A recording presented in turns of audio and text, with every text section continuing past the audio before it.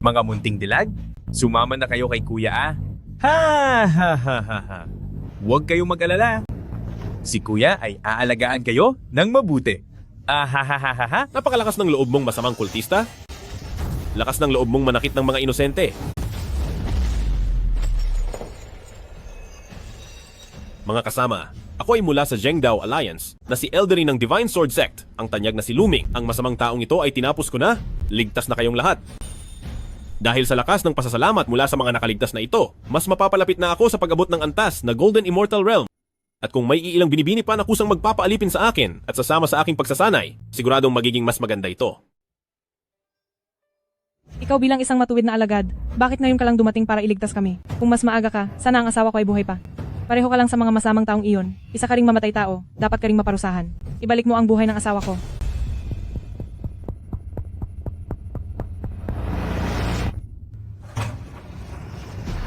Napakalakas ng loob mong masamang espiritu, ang mang-agaw ng katawan ng mga inosenteng taga-nayon. Heto, ang nararapat sa iyo, kataas-taasang Great Sword Formation. Tanggapin mo ang Sky-Sustaining Giant Sword Technique. Hindi ako yan. Tapos ka na. Isang inosenteng babae ay pinagbintangan mo na sinasapian ng masamang loob.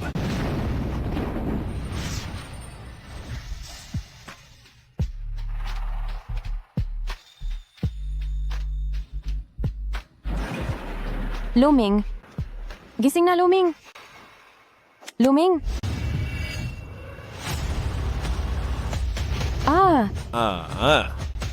Ano ito? Pinarusahan ba ako at itinapon dito sa kabilang mundo? Luming, lalaki ka ba talaga? Ako na nga ang nagkukusa dito. Kung wala kang kakayahan, ayos lang. Pero ang magkunwaring wala ng buhay ay sobra na. Kaya pala tinatawag kang kahihiyan ng pamilya Lu? Bahala na kung sino ang gustong kumita ng pera dito. Hindi na ako magsisilbi sa iyo. Kahihiyan ng pamilya, Lu? Ako ba? Mukhang ang buhay ng taong ito rito ay hindi rin naging madali. Hayaan na, dahil nandito na ako, dapat kong tanggapin. Tingnan natin kung gaano kalakas ang kapangyarihan sa mundong ito.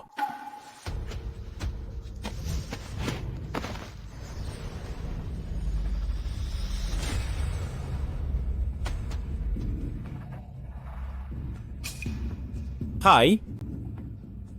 Napakahina ng espiritual na enerhiya dito. Mukhang kung gusto kong mapabilis ang pagbabalik ng aking lakas, kailangan kong humanap ng ibang paraan.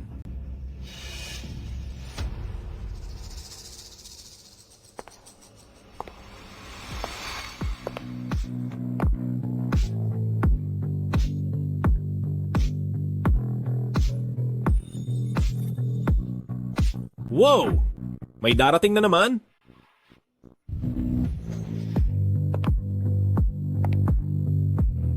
Sus Mariosep, ang haba naman ng mga binti na ito. Sandali.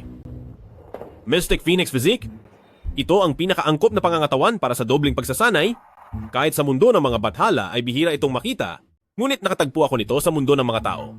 Dahil dito, ang pagbabalik ko sa kalangitan ay siguradong mangyayari sa lalong madaling panahon. Bakit? Gusto mo na naman bang amuyin ang mga paa ko? Ikaw, ano ang ginagawa mo? Ikaw ang aking asawa, si Lin Qingxue. Mrs. Anong itinawag mo sa akin? Kay ganda ng iyong mga hakbang, tunay na walang katulad. Kay gandang mga binti, ang ganda talaga.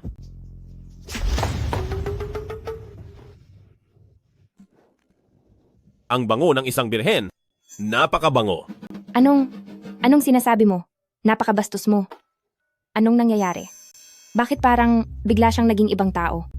Gayong dati, hindi man lang niya ako matingnan ng diretsyo. O baka naman, nabigla lang siya kanina. Mrs., kung hindi ako nagkakamali, 5 taon na tayo mula nang tayo ay ikasal. Bakit kaya Mrs., hanggang ngayon ay nananatili kang birhen? Dapat ay tanungin mo ang iyong sarili. Kung hindi dahil sa iyong kaduwagan, hindi sana sina mama at papa pumanaw na may hinanakit at ang pamilya Lu ay hindi sana hihina ng ganito.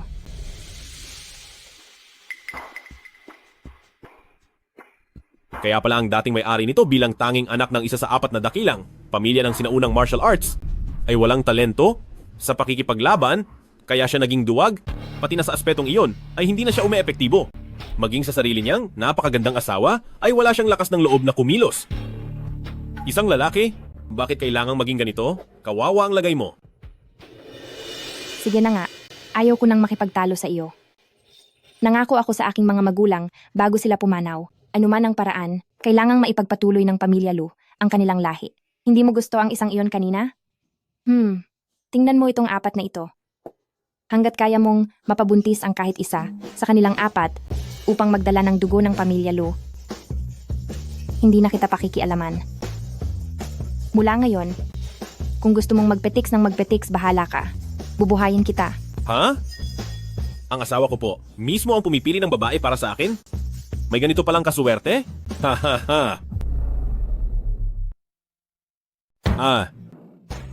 Ang asawa ko, mismo ang pumipili ng babae para sa akin? May ganito pa palang magandang swerte?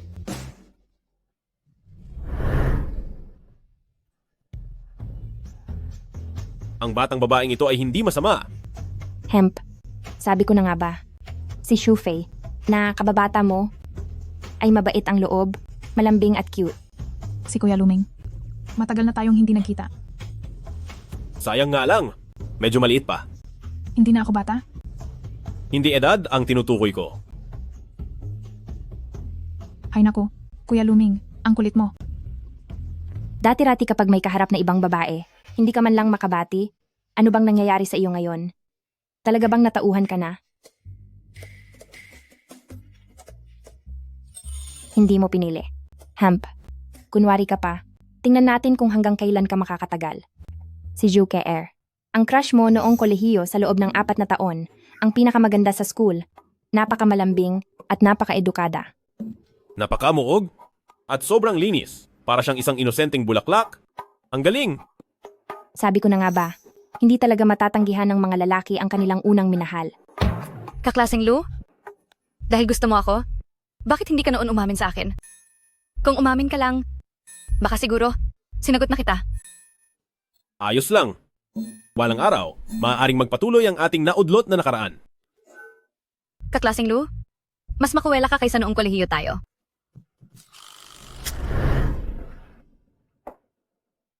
Hindi ka pa rin pumipili?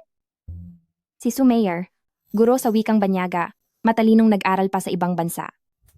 Magaling sa ibang wika. Magaling sa ibang wika, dapat talagang pag-aralan ang wikang iyan. Ganoon talaga. Ang mga lalaki ay nilalang na katawan lang ang pinapairal, pati na itong taong walang silbi. Bantang Lu, natatandaan mo pa ba itong damit ko? Ito ang unang suot ko noong tinuturuan kita, noong hindi mo sinasadyang matapon ang gatas sa katawan ko. Hanggang ngayon, amoy gatas pa rin. Amuyin mo pa kung hindi ka naniniwala. Ay, Teacher Sue, dahan-dahan lang po.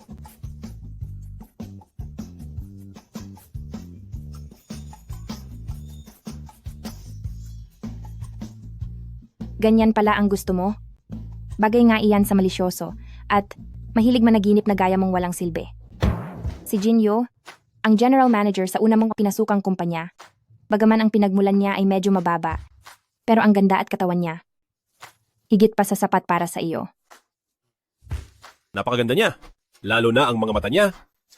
Nakakaakit talaga. Piliin mo ako, Luming. May ibang panig pa ako na hindi mo pa nakikita sa trabaho. Kapag pinili mo ako, sisiguraduhin kong hindi ka magsisisi. Grabe ang kuryente na nararamdaman ko.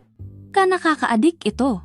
Bantang Lu, bagaman mas matanda ako sa iyo, pero ang mga may edad ay marunong mag-alaga ng tao. Kuya Luming, natatandaan mo pa ba noong bakasyon sa Pampang ng Lawa? Kaklaseng Lu? Tigil! Nakikita ko na. Lahat kayo ay magagaling. Maituturing na pinakamahusay. Sayang nga lang. Sayang ang ano? Sayang dahil lahat kayo ay mga pangkaraniwang tao lamang. Kung nasa mundo lang tayo ng mga immortal, bakit hindi ko kayo kunin lahat? Pero sa ganitong klase ng mahinang katawan na kahit anong oras ay pwedeng mawala sa higaan, ang makasama kayo sa pagsasanay, bukod sa walang tulong, baka mabaon lang ako ulit sa wala. Luming, inimbestigahan ko na ang lahat. May gusto ka sa kanilang apat.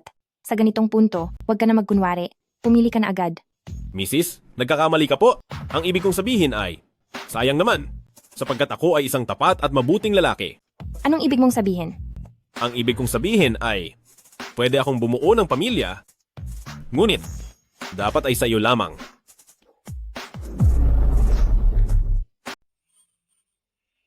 Binobola ba niya ako? O seryoso ba siya? Kahit na parang may kakaiba sa kaniya, kahit paano ay nagpakita siya ng tapang. Kung nagkaganyan lang siya noon pa, hindi ko na kailangang humingi ng tulong sa iba. Ano sa tingin mo, Mrs. ko? Ang saya talaga ng ating pagsasama. Maaari ring makatulong ito sa iyong pagsasanay sa martial arts. Huwag ka ngang nagyayabang. Baka sa huli, matulad ka na naman sa dati, natakot ka pang tumabi sa akin sa kama. Gusto mong maniwala ako sa'yo? Sige, patunayan mo sa akin. Patunayan? Sige.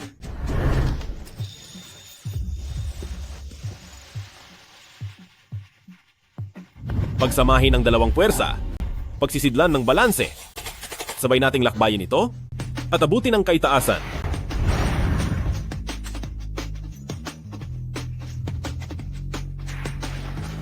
Ate, may mensahe mula kay pamilyang Fang, ate.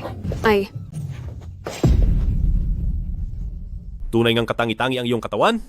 Sandali lang tayong naglapit, ngunit agad nang tumaas ang aking antas sa 3 level ng ki. Kaya naman pala ang mga masasamang tao ay mahilig sa paraan ng pagsasamang ito. Ano ang nangyayari? Bakit sa isang iglap, parang lumulutang ang aking diwa at napakagaan sa pakiramdam?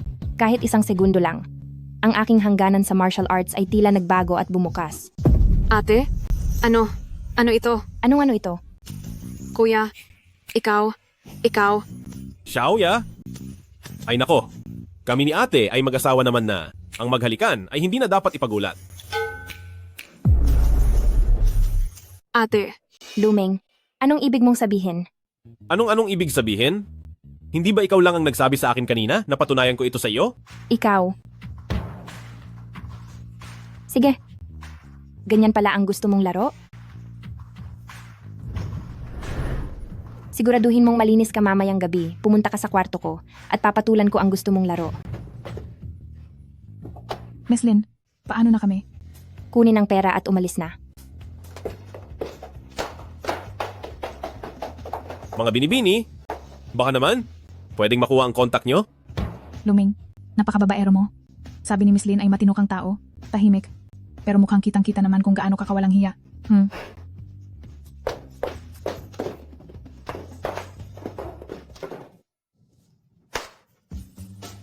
Mamayang gabi ba? Parang masyado pang maaga. Pero itong asawa ko ay medyo kawili-wili rin. Kailangan kilalanin ng kalaban upang manalo sa laban. Titingnan ko muna kung anong klaseng tao ang asawa ko.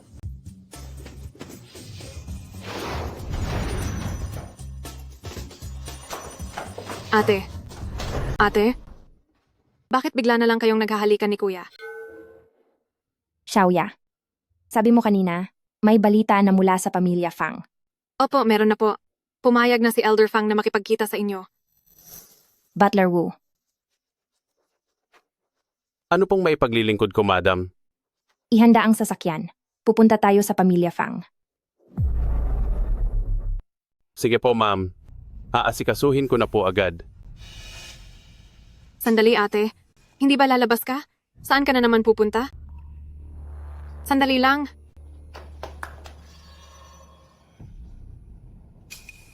Elder Fang. Si Fang Shanyue na pinuno ng pamilyang Fang sa mundo ng sining ng pakikipaglaban ngayon ay ang kaisa-isang eksperto na nasa pinakamataas na antas ng Danjin. Isang hakbang na lang ay mararating na niya ang rurok ng martial arts, ang antas ng dakilang master. Mukha nga siyang isang makapangyarihang tao, pero ang hindi ko alam, ang sining ng pakikipaglaban sa mundong ito kumpara sa mundo ng mga immortal na pagsasanay ng ki at pagbuo ng pundasyon o pati na ang gintong core, ano kaya ang magiging laban nito? Talagang naintriga na ako.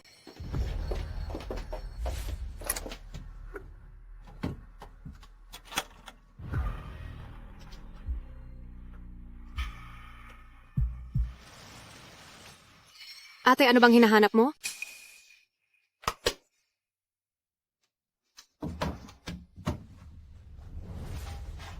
Ate, hindi ba ito ang iyong Phoenix Jade pendant? Anong gagawin mo dyan? May kinalaman ba ito sa totoo mong pinagmulan? Nagkakamali ka. Gagawin ko ito para kay Elder Fang. Kapalit ng Xuan Yuan transfer script. Kapalit ng Xuan Yuan transfer script? Hindi ba yan ang natatanging sikretong teknik ng pamilyang Fang?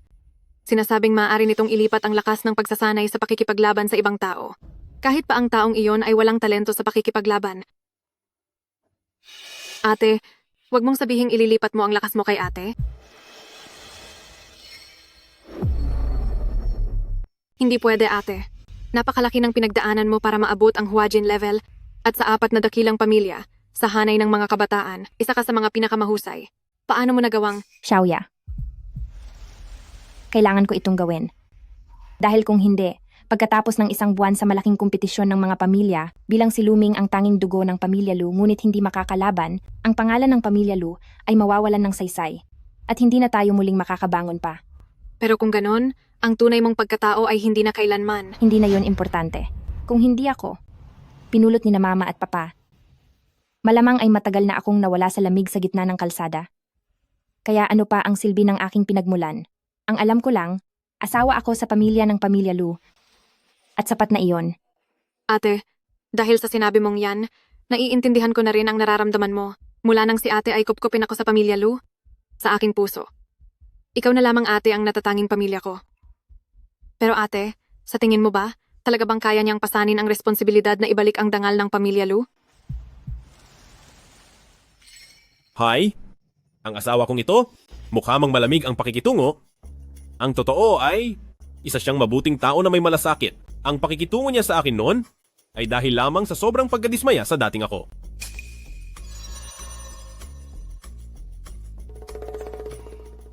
Mahirap makatagpo ng ganitong kabait na asawa. Ngayong napunta ako rito sa mundo at nakilala siya. Masasabi kong hindi ako pinabayaan ng tadhana. Dahil ito ang tadhana, ay, pahalagahan ko siya ng mabuti. Pero, kung gusto kong makuha ang pinakamataas na epekto ng unang cultivation, pinakamabuting gawin ito kapag naabot ko na ang pundasyon. Kailangan ko munang gumawa ng ilang key refining pills at mag-ensayo hanggang maabot ang ganap na key master. Ang problema lang, hindi ko alam kung madali bang mahanap ang mga gamot na ito.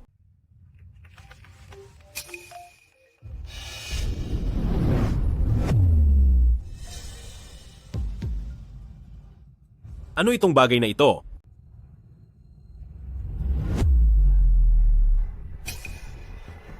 Cellphone?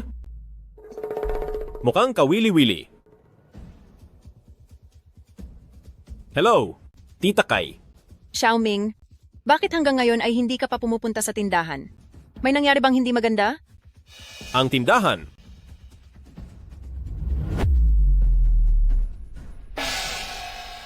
Sa kakaunting natitirang negosyo ng pamilya Lu, eksaktong mayroon pala silang botika. Butler Wu, ihanda ang sasakyan? Pupunta ako sa botika. Pasensya na po, Batang Panginoon. Hindi po pwede.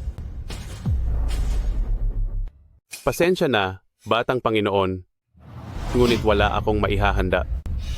Walang maihahanda? Anong ibig mong sabihin? Sira ang sasakyan nyo at hindi pa po na ipapaayos. Sira? Hindi ba nitong mga nakaraang araw ay maayos pa iyon? Batang Panginoon, nagtatrabaho lang naman po kayo ngayon bilang tauhan sa botika ng sarili niyong pamilya. Hindi naman na kailangang magmaneho ng magandang sasakyan. Tsaka, ang pamilya natin nitong nakaraan ay kapos din sa pera. Hindi naman kalayuan ang antikwan.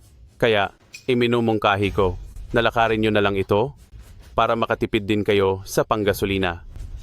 Ang Butler Wu na ito ay sumusobra na talaga. Bakit ka pa nakatayo riyan? Bumalik ka na sa trabaho. Ay nako, mukhang ang mahina kong bayaw ay muling aapihin. Pamilya pa rin naman kami. Dapat ko ba siyang tulungan?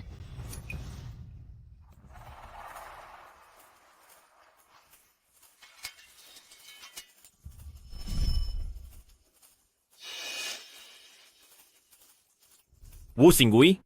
Ano nga ulit ang sinabi mo? Hindi ko kasi narinig ng maayos. Ulitin mo ang sinabi mo. Ha? Anong gagawin niya? Sinabi ko, maglakad ka na lang. Ang binti ko? Ang binti ko, napinsala. Ano ang... Batang Panginoon, nagawa mo talagang saktan ang binti ni Butler Wu? Lumeng, nagawa mo akong saktan? Isusumbong kita kay bata na ginang.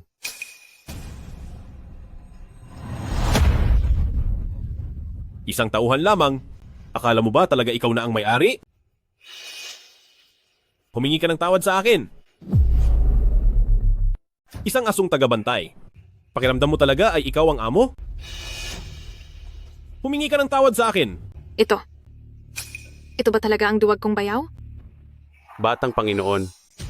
Batang Panginoon. Ako. Hindi ko na po uulitin. Humihingi po ako ng tawad. Mali po ako.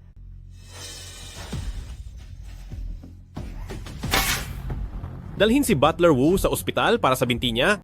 Ituring itong aksidente sa trabaho. Kumuha siya ng resibo at ako ang mag-aaproba.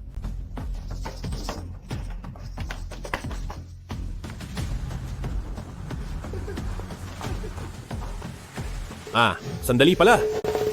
Dahil hindi masyadong maluwag ang budget natin, dalhin si Butler Wu sa maliit na klinika na lang. Pagkatapos ay hayaan si Butler Wu na maglakad na lang pauwi. Ano? Hoy, bakit nakatunganga ka pa? Bilisan mo.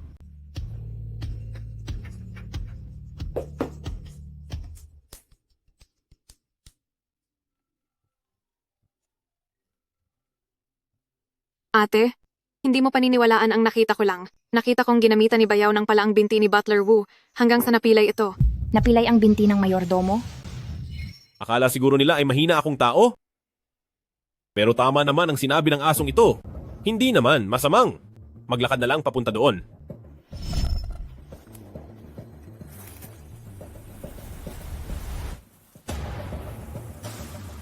Lumakbay ng malayo. Bilis ng hangin. Utos. Kahit hindi ito kasing bilis ng totoong talisman para sa gaan ng katawan, ito ay sapat na.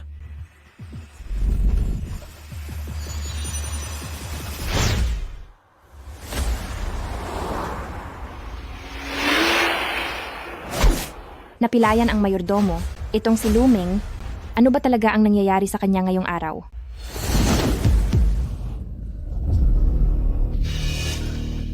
May tao.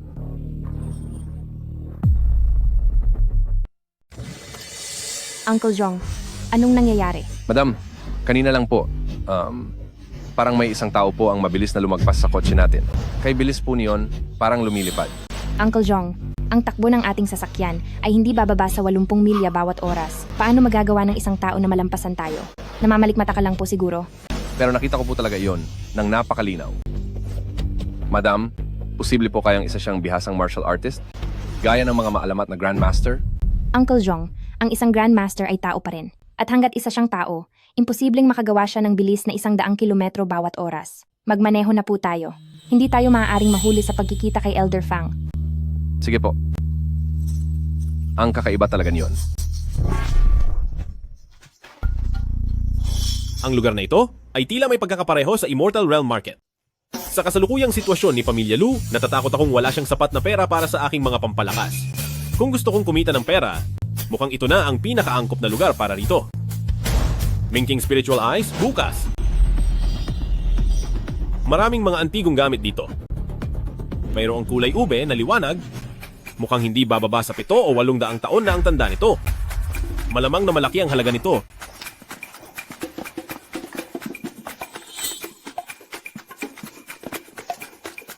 Boss, magkano po ang florera na ito?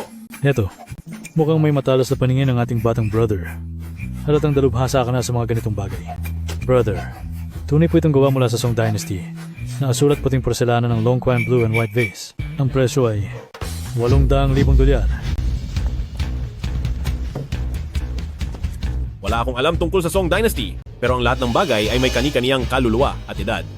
Ang florerang ito ay talaga namang may edad na mahigit 800 taon na. Sa tingin ko, ang halaga lamang nito ay 800 dolyar lamang. Sige, payat. Tol, itong bote. 800 dolyar na lang sa'yo. Iscan mo na. Jessica, Sobra ang bayad ko. Sige, 800 na kung 800.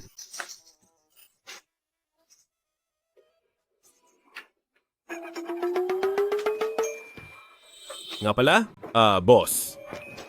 Ito lang ba ang kaisa-isang paraan ng pagbabayad natin? Ang ibig mong sabihin ba ay cash? Pwede rin. Tumatanggap din tayo ng cash. Hindi.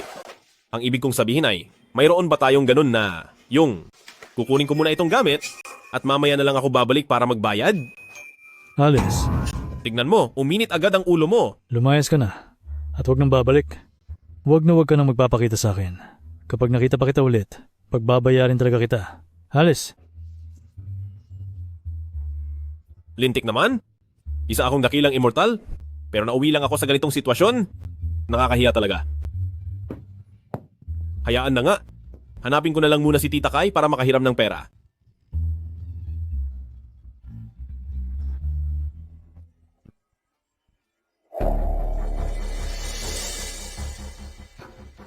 Bata, ang lakas ng loob mong sumumpa sa akin. Dapat kang turuan ng leksyon. Tigil! Luming kuya! Luming kuya! Luming kuya! Natatakot po ako. Huwag kang matakot, nandito si Kuya. Akala ko naman kung sino na. Sino pala ito? Ikaw pala natalunan ka. Dumating ka rin sa wakas. Sino ba kayo? Bakit nyo inaapi ang isang bata? Anong ibig mong sabihin?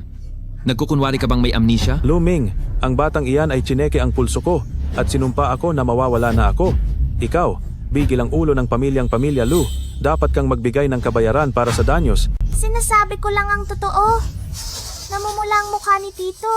At may mga sugat ang dila dahil ito sa sobrang bitamina na nagresulta sa labis na init sa katawan. Kung hindi ito gagamutin agad sa loob ng 7 araw, ay malalagay sa panganib ang buhay mo.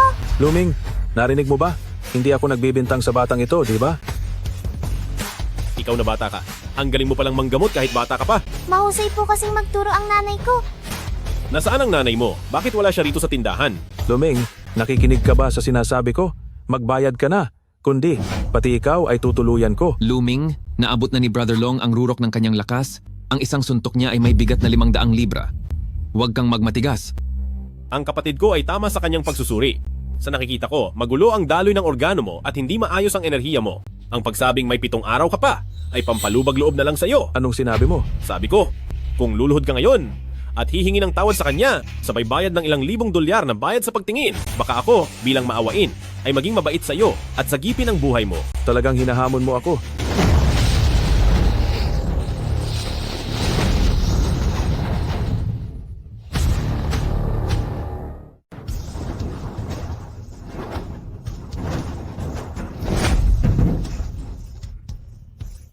Brother Long, Ito na ba ang tinatawag ninyong pinakamataas na antas ng kapangyarihan?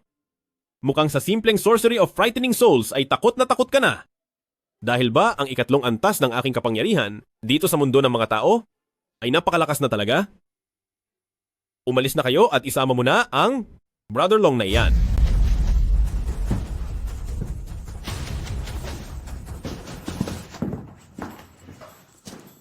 Natakot ka ba? Kuya Luming, kailan ka pa naging ganito kalakas? Pati ang paraan mo ng pagsasalita ay hindi na katulad ng dati. Para ka ng ibang tao. Ikaw talagang bata ka, napaka-misteryoso mo. Ngayon, sabihin mo sa akin, sino ang mas gusto mo? Ang dating Kuya Luming o ang bago na? Kai. Mama? Mama? Kai, maayos ka lang ba? Ayos lang po ako. Pinoprotektahan po ako ni Kuya Luming. Siya ba ang nakababatang kasamahan ng ina ko na si Kai Chunzao? Sa alaala ko sa buong pamilya Lu, parang silang mag-ina lang ang tumuring sa akin bilang pamilya. Xiaoming, ayos ka lang ba? Nasaktan ka ba nila? Tita Kai, ayos lang po ako. Mabuti po ang kalagayan ko. Huwag na po kayong mag-alala. Hali po kayo, uminom muna kayo ng tsaa para kumalma.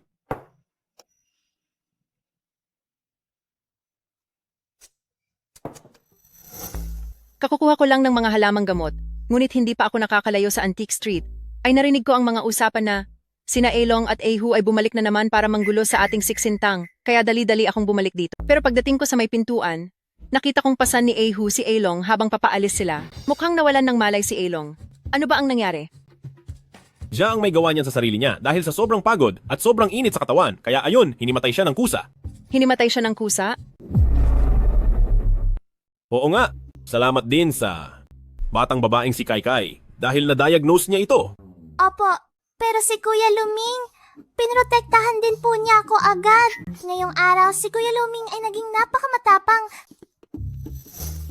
Xiaoming, napakahirap talaga para sa iyo. Pero sa susunod na mangyari ulit ang ganito, huwag kang magpumilit. Tumakbo ka na lang kung kaya mo. Tita Kai, ang dalawang iyon ay mga hamak at walang kuwentang mula sa mayamang pamilya. Kahit na ang pamilya Lu natin ay hindi na katulad ng dati, nananatili pa rin kaming matatag laban sa kanila. Bakit hindi mo sinabi kay Ching Shui para siya na ang mag-asikaso? Sunod-sunod ang kamalasan ng pamilya natin nitong mga nakaraan. Sa maliit na bagay na ito, huwag na nating istorbohin si Ching Shui. At saka, ang nasa likod ng dalawang iyon ay ang Feng Yanhan ng Feng family. Kapag lumala ang gulo, mahihirapan ding tapusin ito ni Ching Shui. Feng family? Yung Feng family na isa sa 4 na makapangyarihang pamilya? Tita Kai, kung tama ang natatandaan ko, hindi ba't ang halos kalahati ng ari-arian ng ating pamilya Lu ay pinagsamantalahan at kinuha ng Feng family? Tama ka. Ang dalawang iyon ay ipinadala ng Feng Yanhan ng Feng family para magawa nilang kunin at kontrolin pati itong ating siksintang. Kaya naman, dapat mas magtiis na lang muna tayo para hindi natin sila bigyan ng pagkakataong gawan tayo ng issue. Feng family. Feng Yanhan. Huwag mo nang isipin yan, Xiaoming. Sa ngayon, ang tungkulin nating tatlo ay ibigay ang lahat para mapalakad ng maayos ang tindahang ito. Ang iba naman, naniniwala ako na si Ching Shui ay agad iyong aayusin. Sige po, hindi ko na iisipin. Siya nga pala, Tita Kai, kamakailan ay iginawa kita ng ilang gamot. Iuwi mo ito at inumin. Mabuti ito para sa katawan mo.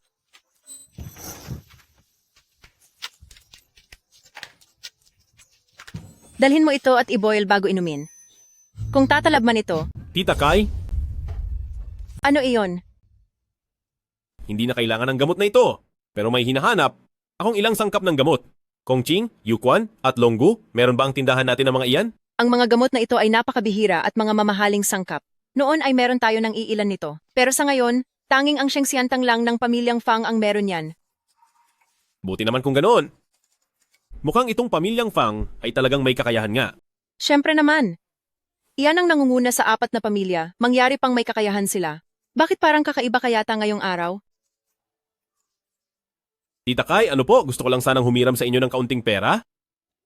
Xiaoming, itinuturing nating pamilya ang isa't isa. Huwag mo nang sabihing manghihiram ka, pero alam mo naman, para mapanatili ang tindahang ito, ang konting ipon ni Tita Kai ay matagal na nating nagastos dito. At ang mga sangkap ng gamot na hinahanap mo ay napakamahal. May maling akala kayo, Tita Kai? Gusto ko lang namang humiram ng ilang libong dolyar lang. Ilang libo lang?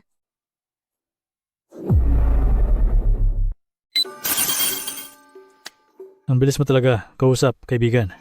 Itong bote de Long Kuan Yu yan. Sa'yo na to.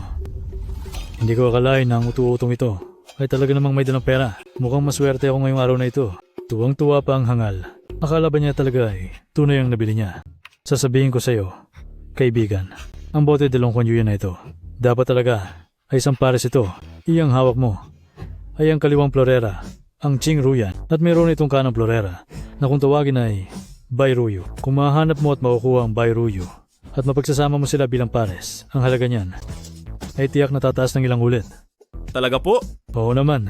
Kaya masasabi ngayong araw, napakaswerte mo sa nakuha mo.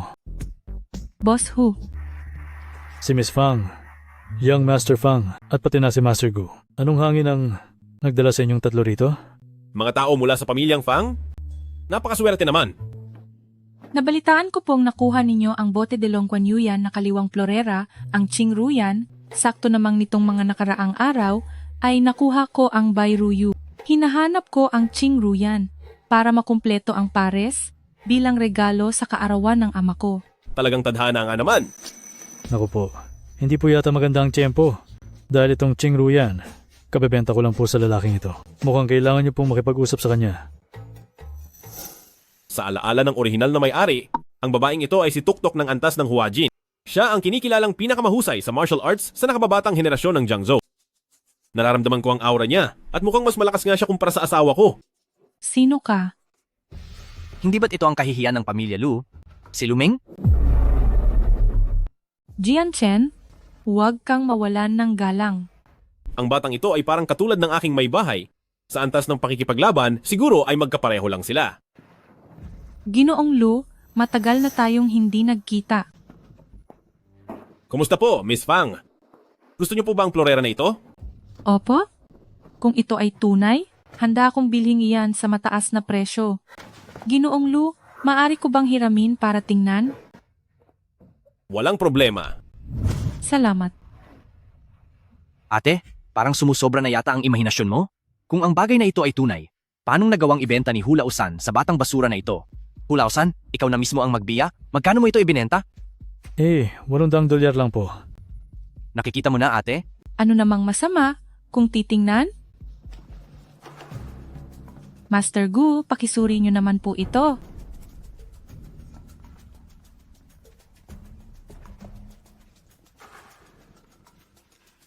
Miss Fang, ang florerang ito ay tunay. Tunay ito. Hindi, Master Gu. Baka po nagkamali kayo. Itong isang lumang florera. Paano magiging tunay ito? Sa ilang dekada ko sa pagkilatis ng mga hiyas, kailan ba ako nagkamali? Miss Fang, ito, ang usok na asul sa florera, ay walang duda na tunay. Ang presyo nito sa merkado ay humigit kumulang $5 milyong. Ako ay handang manindigan para sa resulta ng pagsusuring ito. Napakagaling. Maraming salamat po, Master Gu. Walang anuman, Miss Fang. Karangalan ko na mapaglingkuran kayo. Mukhang ang boss Hu na ito ay hindi nagsinungaling sa akin. Talagang nakakuha ako ng napakalaking swerte. Ano? Ako. Ito. Hayan, tama na. Hulao-san, nagkamali ka ng tingin. Sino ang sisisihin mo? Ginoong Lu, maaari mo bang ibenta sa akin ang floreng ito sa halagang $8 milyong? $8 milyong. Diyos ko po, ano bang nagawa kong kasalanan? 8. Sige, tama na, tumahimik ka. Napakamaingay. Ang 800, mabilis na naging 8 milyon. Talagang naging napakaswerte mo, bata. Halika rito, ililipat ko na ang pera sa iyo. Pasensya na po. Hindi ko ito ibebenta. Hindi ibebenta? Bata, halatang balak mo lang magtaas ng presyo. Ginoong Lu, kung iniisip mong napakababa ng presyo, ibigay mo sa akin ang halaga mo. Miss Fang, nagkakamali po kayo? Gusto ko lang makipagpalitan ng gamit para sa ibang gamit. Makikipagpalitan ng gamit? Makipagpalit ng gamit? Ang tawag sa bagay na ito ay Phoenix Jade Pendant at naglalaman ito ng purong enerhiya ng langit at lupa. Elder Fang, alam niyo naman po siguro kung gaano kahalaga ang bagay na ito. Enerhiya ng langit at lupa.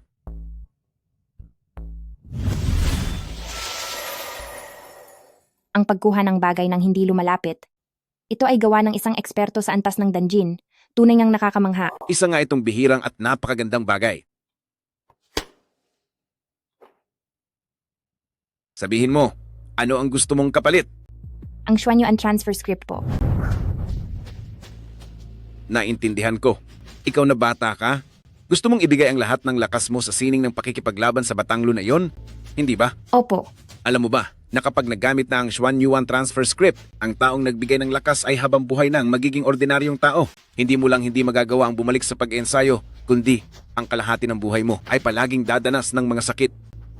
Nakikiusap po ako, Elder Fang. Sana ay payagan niyo ako. Hindi ko akalain na kahit hindi ka kadugo, ay magagawa mong magsakripisyo ng ganito para sa pamilya Lu. Pero ang batang Lu na iyon ay kilalang walang kwenta at talunan. Karapat-dapat ba talaga siyang pag-alayan mo ng ganito? Bilang asawa, ay mananatili ako sa tabi niya anuman ang mangyari. Bukod doon, malaki ang utang na loob ko sa pamilya Lu. Ang maliit na pabor na ito ay walang-wala sa ginawa nila sa akin.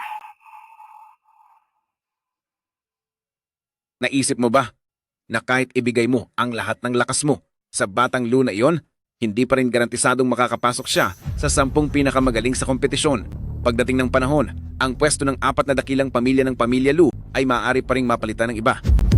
Sabi nga po ni mga panloob na kabanata ng Baupuzi, kung hindi ka magbubungkal, wala kang aanihin, at hindi makukuha ang magandang ani ng walang pagod. Ang ginagawa ko ngayon ay katulad lang po ng pagtatanim nyo, Elder Fang, ng inyong mga gulay. Bata, bukod sa pagiging matapat, isa ka talagang pambihirang tao. Dahil determinado ka, tutulungan ka na ng matandang ito.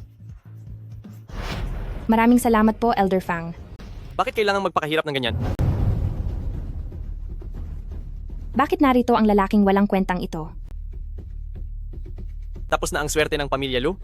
At ang Luming na iyon ay isang ganap na talunan. Ikaw na Lin Qingxue ay may pambihirang talento.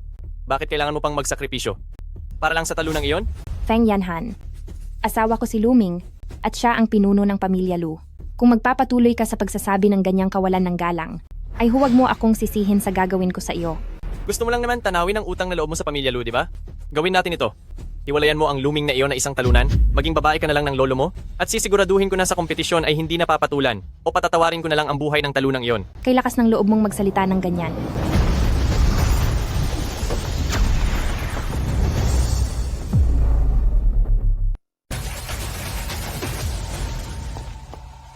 Nagtagumpay ka ng lagpasan ang Huajin Peak at umabot na sa initial stage ng dungeon? Hindi kita hinahamak sa kabila ng dumi ng iyong puri, ngunit sadyang wala ka pa ring utang na loob. Ikaw. Ang lakas ng loob mo. Kayong dalawang kabataan, wala na ba kayong galang sa ating Panginoon? Patawad po, Elder Fang.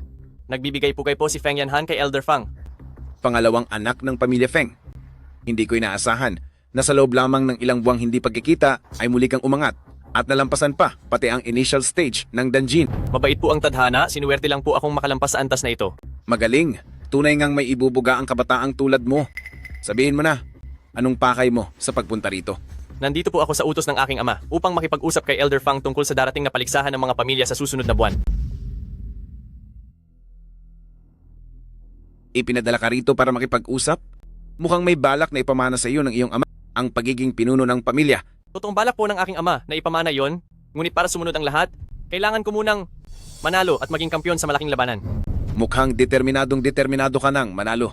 Sa ngayon po pati si Miss Fang ay malapit na ring makaangat, paano natin masasabing sigurado na? Gusto ko lang pong alisin ang mga pamilyang hindi naman karapat-dapat mula sa 4 na dakilang pamilya upang maibalik ang dangal ng mga pamilya. Feng Yanhan, noong nabubuhay pa ang aking ama, marami siyang itinulong sa inyong Feng family, pero ngayon ay ganyan pa ang isinusukli nyo.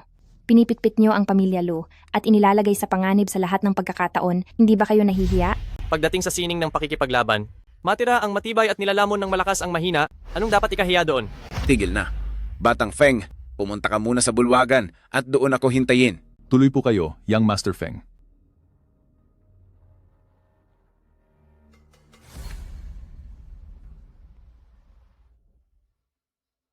Batang Qingxue, tatanungin kita ulit, sigurado ka na bang gusto mong gawin ito?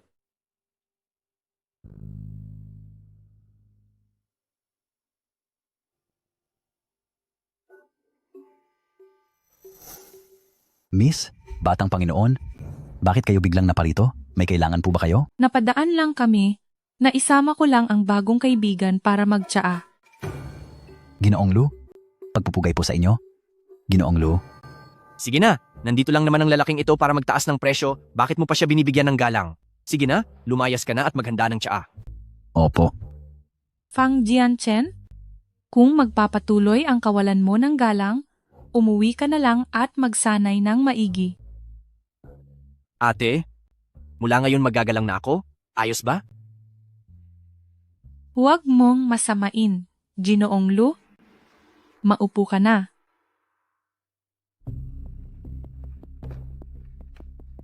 Ginoong Lu, umupo ka na.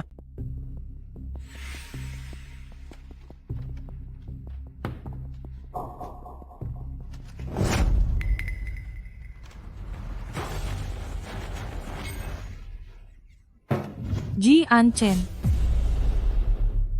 Jianchen, okay ka lang ba? Young Master Fang, anong nangyayari rito? Bakit ka nakikipag-away sa upuan? Luming, walang hiya ka? May balak ka bang lokohin ako? Young Master Fang, ano po ang ibig ninyong sabihin? Hindi ko po maintindihan. Ako? Hindi mo maintindihan?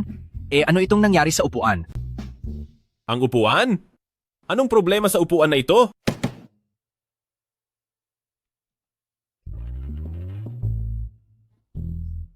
Naiintindihan ko na. Parang hindi ako welcome rito kay Young Master Fang. Kung ganoon, aalis na lang po ako. Ginoong Lu, sandali lang. Bata pa si Jianchen at wala pang gaanong alam. Kaya sana ay pagpasensyahan mo na siya, Ginoong Lu. Ate, Napakalaki mo na, pero gumagawa ka pa rin ng mga laro ng bata. Nakuha mo ang nararapat sa iyo. Ginoong Lu, dumiretso na tayo sa ating pakay. Sabi mo ay gusto mo ng barter. Ano ang gusto mong ipalit? Wala naman po. Ilang mga sangkap lang para sa gamot. Akala ko naman kung ano, sa aming Shenxiantang, hinding-hindi kami mauubusan ng mga gamot. Sabihin mo na, Ginoong Lu? Kongking, Longgu, Yukwan at Chansu. Tig 2 kilo lang ang kailangan ko. bastos na bata, sinasabi mo pa rin na hindi ka nananamantala ng presyo?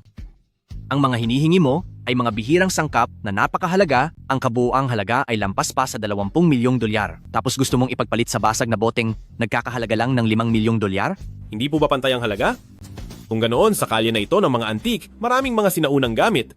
Ituturo ko ang ilan kay Miss Fang. Pautos nyo na lang po silang bilhin iyon para pambayad sa kakulangan ng presyo. Luming, nasisiraan ka na ba ng bait? Nagkataon lang na napakaswerte mong makakuha ng isa at sa tingin mo talaga ay eksperto ka na sa mga antigong kagamitan? Ang kulay asul na lalagyan ng panulat sa stall 18. Ang kulay kape na singsing sa stall 3. Sa stall 9 naman ay ang antigong painting na may asul na laso. At sa stall 12 naman ay ang tansong tripod na may 3 paa. Lahat ng ito ay mga lumang kagamitan. At dahil sa mga maliliit na stall lang ang mga ito, paniguradong hindi mataas ang presyo ng mga ito. Binibining ate, utusan mo ang mga tao na bilhin ang lahat ng iyan. Luming, akala mo ba ay uma-order ka lang ng pagkain? Nandito si Master Gu, isang tunay na eksperto sa mga antigong kagamitan. Akala mo ba ay maloloko mo kami ng mga peke? Kung totoo o peke ang mga ito, hindi ba malalaman natin kapag nabili na? Bakit lahat kayo ay nakatayo lang? Uncle Cheng, bilhan mo ang Ginoong Lu na ito ng ilang mga kagamitan. Bibili ng mga kagamitan? Ate, naniniwala ka talaga sa kanya? Sige na, sige na. Ako na mismo ang bibili. Ayos ba? Uncle Cheng, sumama ka sa akin. Batang Panginoon, anong nangyari sa'yo? Ikaw, ay ayos ka lang ba? Bata, maghanda ka sa akin. Second young master. Maupo kayo, uminom tayo ng tsaa. Ang Luming na ito, bakit parang hindi siya katulad ng mga naririnig kong balita tungkol sa kanya?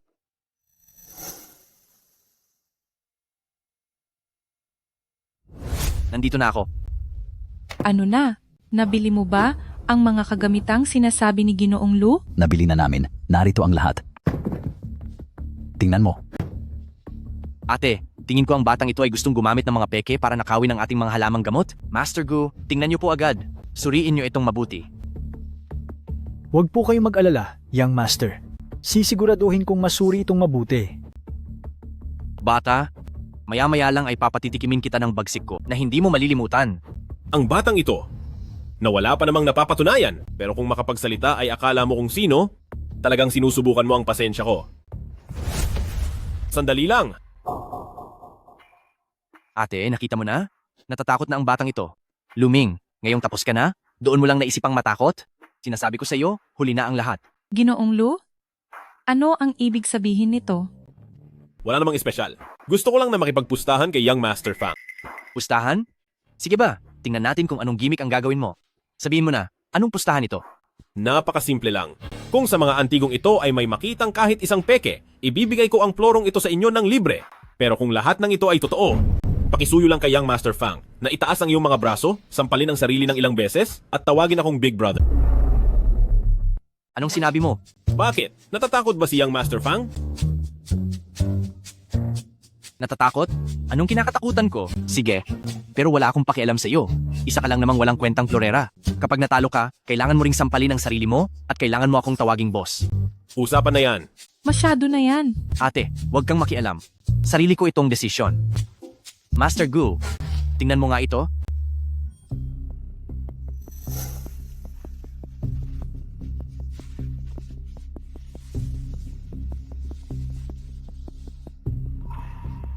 Ano sa tingin mo? Totoo ba o peke? Ang Wind and Rain by the West Window Map na ito mula pa sa panahon ng Ming ay tunay na produkto po. Totoong tunay na produkto. Gu Chongshan, sigurado ka ba? Sa harap ni na Miss Fang at Young Master Fang, Hindi po ako mangangahas na magsinungaling. Sunod. Hindi ako naniniwala. Isang singsing mula sa panahon ng Song, ginaya sa Han. Ito ay tunay. At mula sa Timog Song, isang tanso na lalagyan ay tunay rin po. Ano? Huli na to.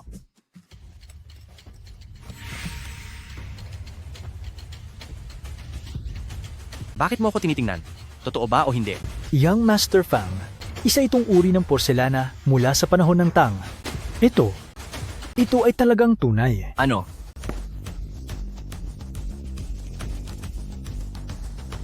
Young Master Fang, simulan mo na ang iyong gagawin. Bakit? Aatras ka na ba? Sige lang.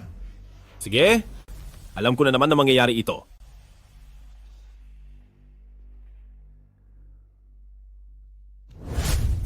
Ate, wag mo akong pigilan. Dapat may isang salita ang lalaki. Kailangang tanggapin ang pagkatalo. Fang Jianchen, tandaan mo, apelidong Fang ka pa rin. Miss Fang, ano po ba ang ibig sabihin nito? Dahil lang ba sa dignidad ng pamilya, Fang Nio? Ako ang pinuno ng pamilyang Lu, hindi nararapat na sa bawat salitang lumalabas sa Young Master Fang na ito ay parang ang laki niyang tao. Nagkakamali po kayo, Ginoong Lu. Kulang lang sa respeto si Jianse.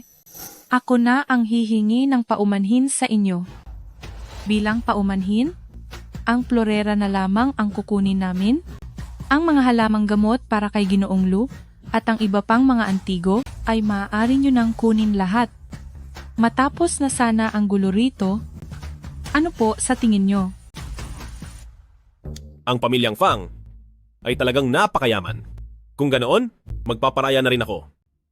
Halamang gamot lang ang kailangan ko at ang maliit na tansong lalagyang ito.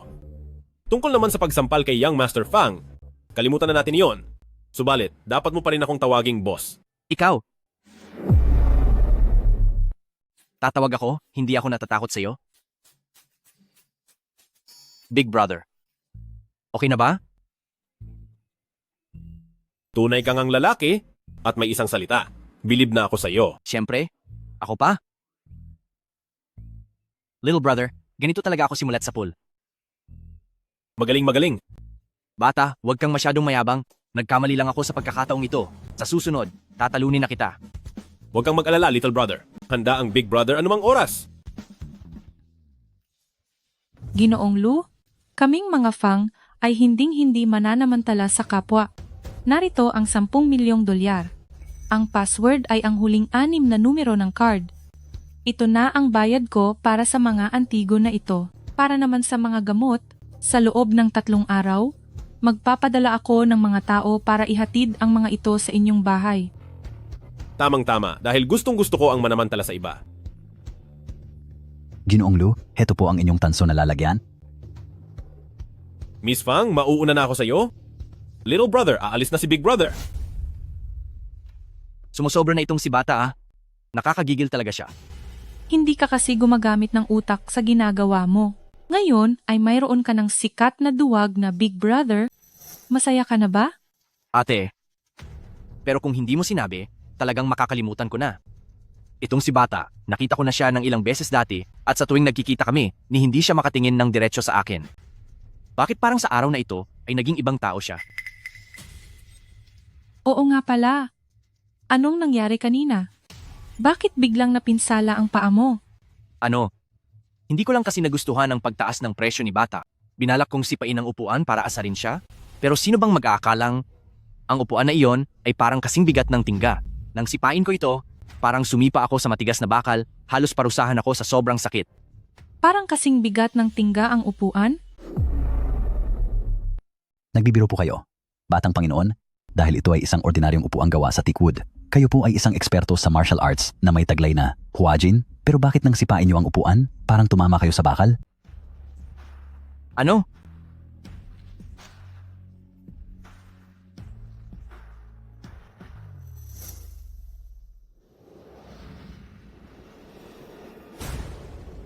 Ate, anong nangyari? Hindi mo rin ba ito maitulak?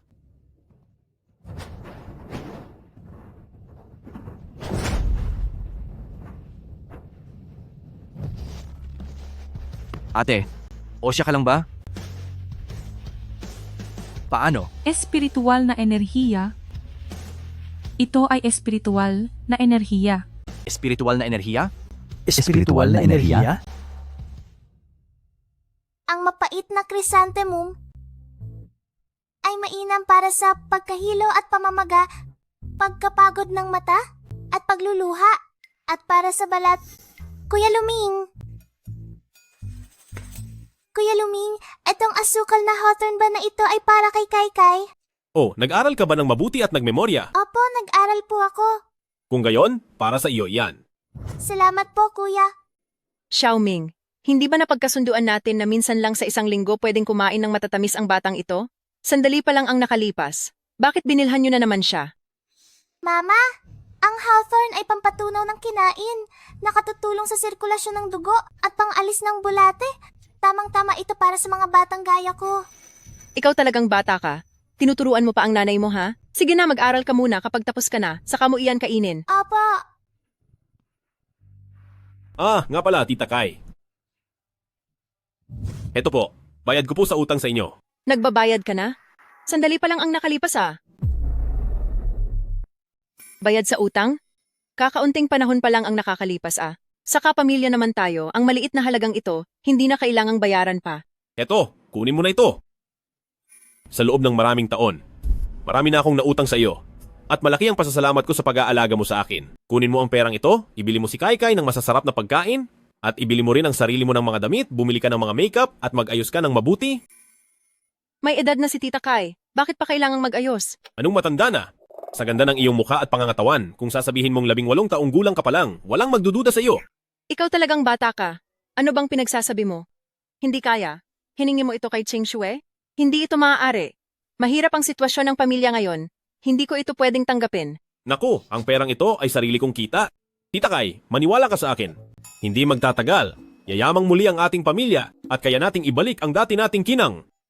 Xiaoming, huwag kang gagawa ng anumang katangahan. Kung may problema, kailangang sabihin mo sa akin. Kung natatakot kang magsabi kay Ching Shue, kahit si Tita Kai na ang magsasabi para sa iyo. Tita Kai, sa tingin mo ba sa akin ay ganoon na ako kawalang kwenta? Hindi iyon ang ibig kong sabihin. Nagbibiro lang ako. Siya nga pala, Tita Kai. May mga inaasikaso ako kamakailan kaya hindi muna ako madalas makakapunta rito. Ipinapaubaya ko muna sa iyo ang pwestong ito. Kung napapagod ka na, kumuha ka ng isang katulong sa shop. Anong pagod ang sinasabi mo? Hindi mo ba alam na, sa pwesto nating ito, ay talagang wala namang gaanong pumupunta. Kung may gagawin ka, mauna ka na. Huwag mo nang alalahanin ang shop. Sige, ganun na nga.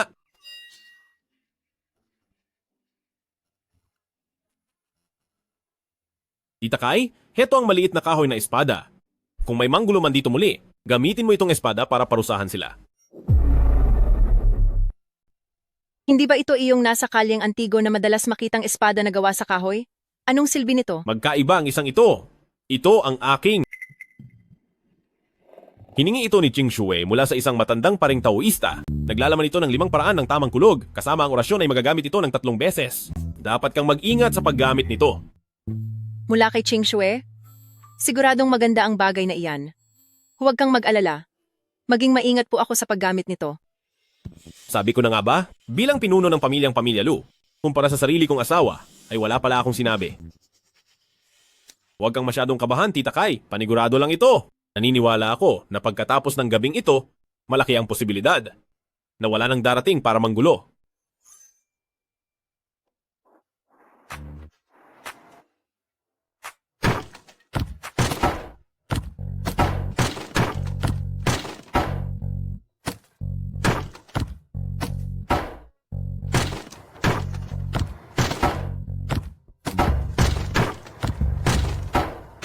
Xiaoya. Brother-in-law, nakabalik ka na. Xiaoya, anong nangyari sa ate mo? Mukhang napakainit ng ulo niya. Huwag mong sabihing muling pinagmalupitan siya ng Elder Fang na iyon? Hindi po. Hindi ang Elder Fang. Kung ganoon, ay sino? Sino pa ba? Kundi ang walang hiyang si Feng Yanhan. Iyong Feng Yanhan na naman?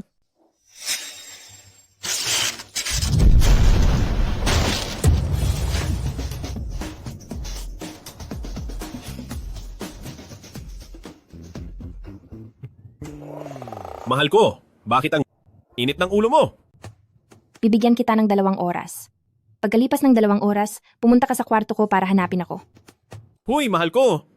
Hindi mo pa nasasabi kung anong gagawin sa kwarto mo. Hindi ba sabi mo, ay gusto mong magsanay kasama ako? Misig, tungkol sa bagay na ito, sa totoo lang. Luming, wag mo akong piliting hamakin ka. Ay hindi, ikaw naman.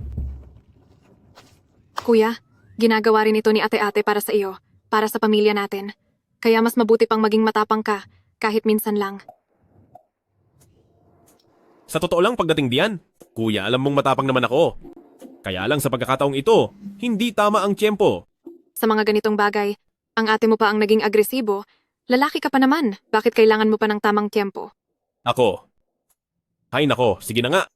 Sa isang batang gaya mo, kahit ipaliwanag ko ay hindi mo rin maiintindihan. Kuya,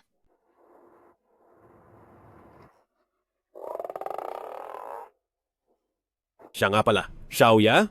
Mayroon ka bang impormasyon tungkol kay Feng Yanhan? impormasyon tungkol kay Feng Yanhan? Tulad halimbawa ng mga litrato niya, o kaya ang petsa at oras ng kapanganakan niya. Itong si Feng Yanhan ay isang sikat at maimpluwensyang tao sa ating Jiangsu. Masyadong marami ang kanyang mga titulo. Ang impormasyon tungkol sa kanya, isang search lang sa internet ay lalabas na. Talagang binabago ng teknolohiya ang ating buhay. Sige, nakuha ko na. Kuya, anong gagawin mo sa impormasyon niya? Ipagtatanggol ko lang ang ate mo. Kuya, huwag kang gagawa ng anumang kamalian.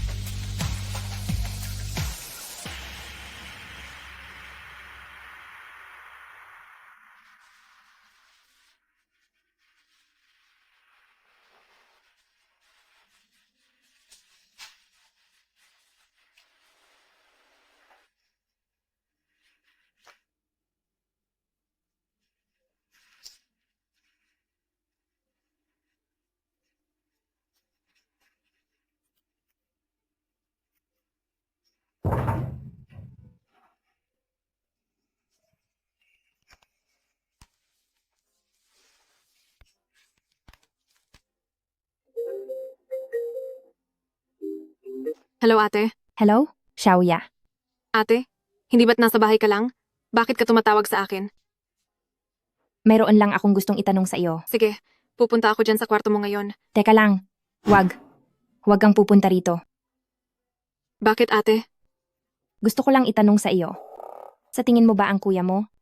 Anong klase ng pantulog ang gusto niyang isuot ng isang babae? Gusto ko lang sana itanong, ano sa tingin mo ang gusto ng iyong bayaw? At anong klaseng damit pang tulog ang gusto niyang isuot ng isang babae?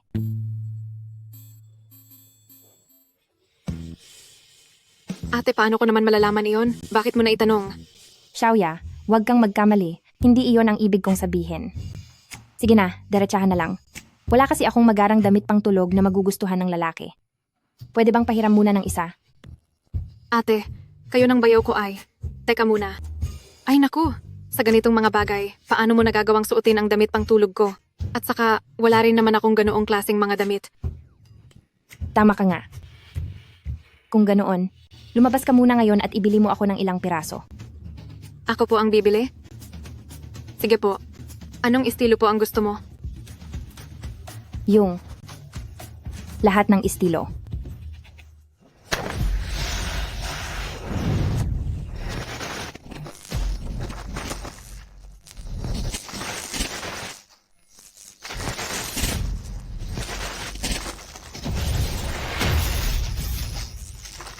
Limang kidlat na formasyon, buksan ang 8 formasyon.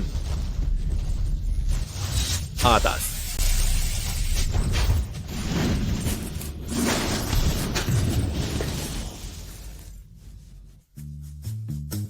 Mukhang ang pangatlong antas ng cultivation na ito para gamitin ang 5 Thunder Suppressing Yuan Art ay masyado pang mabigat para sa akin. Kahit pa simpleng bersyon lang ito, halos maubos na ang lakas ko.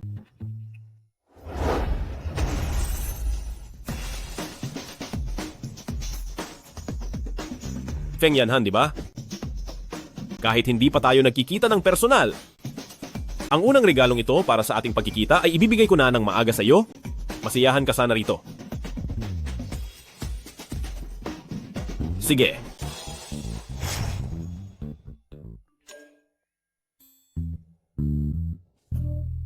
Oras na.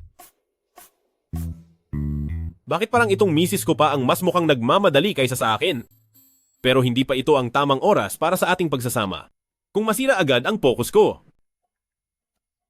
Hindi pwede, hindi. Ako, bilang isang lalaking nabuhay na ng ilang daang libong taon, kung ganitong simpleng tukso ay wala akong disiplina, baka tawanan lang ako ng mga tao.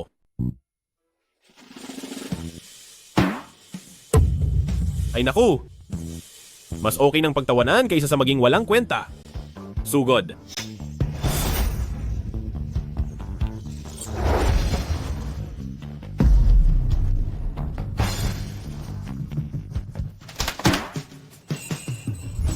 Misis.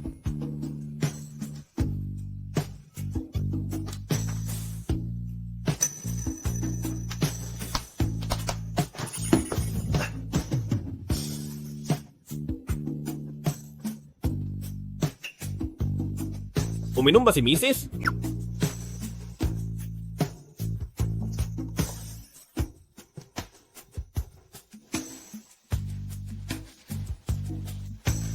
Maganda ba? Napakaganda.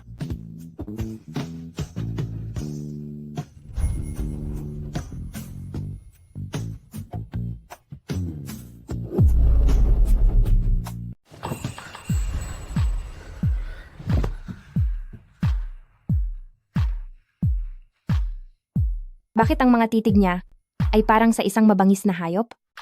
Ito pa ba talaga ang mahina at talunang si Luming? Luming, ngayong araw na ito.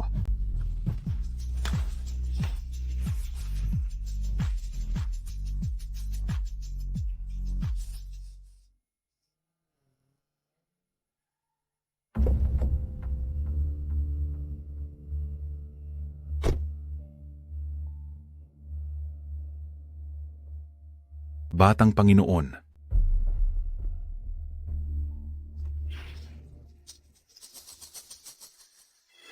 Ano ang bagay na yun?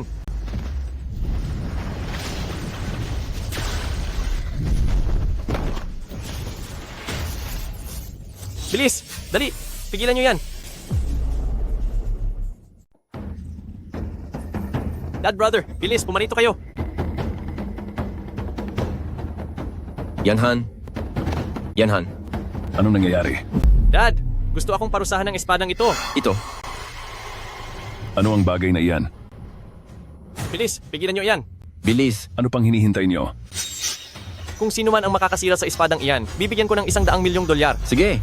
Bilisan nyo! Xiao Han, ang maliit na espadang ito. Saan ito nanggaling? Saan galing ang bagay na ito? At bakit kanito gustong saktan? Hindi ko rin po alam. Ito. Mukhang isa itong mahika. Dad, ano sinabi nyo? Bundok Kunlun mahika. Mahika?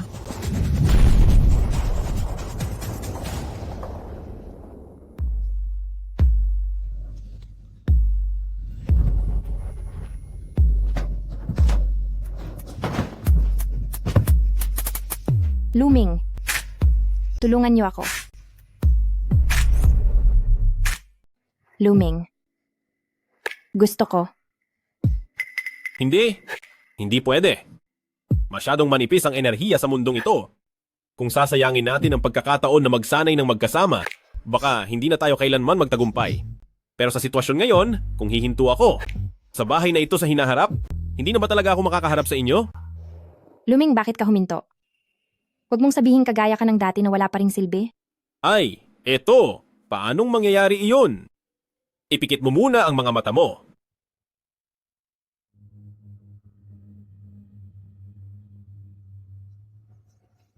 Ikalma ang isip at damdamin.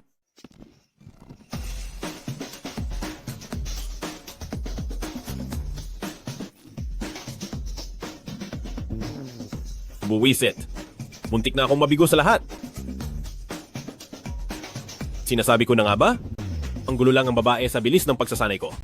Ang ganitong kagandang gabi ay ang tamang oras para sa pagsasanay.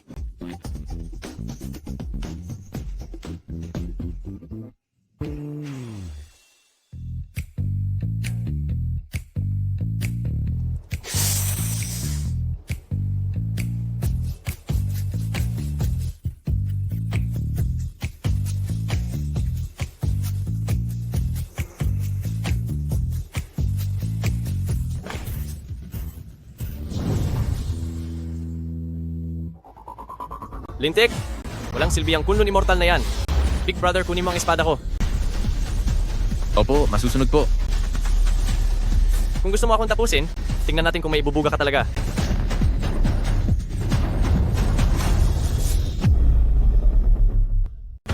Yanhan.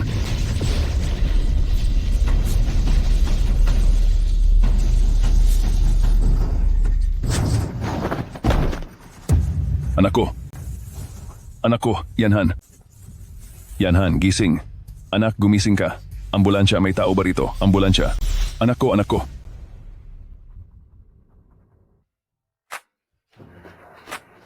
Kuya, gising na! Kuya, gising na! Ikaw lang pala iyan, bata. Kuya, bilisan mo at bumangon ka na. Tinatawag ka na ni ate para kumain. Ate? Sinong ate naman iyon? Siyempre ang asawa mong si Chingsu eh. Bakit kuya, may iba ka pa bang asawa?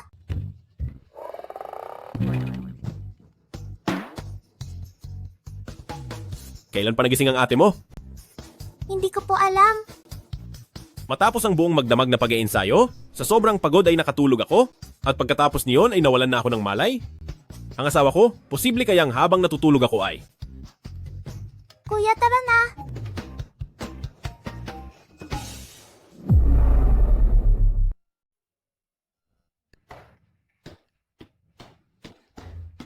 Mama, gising na po si Luming kuya. Napakabait na bata. Sige na, kumain ka na.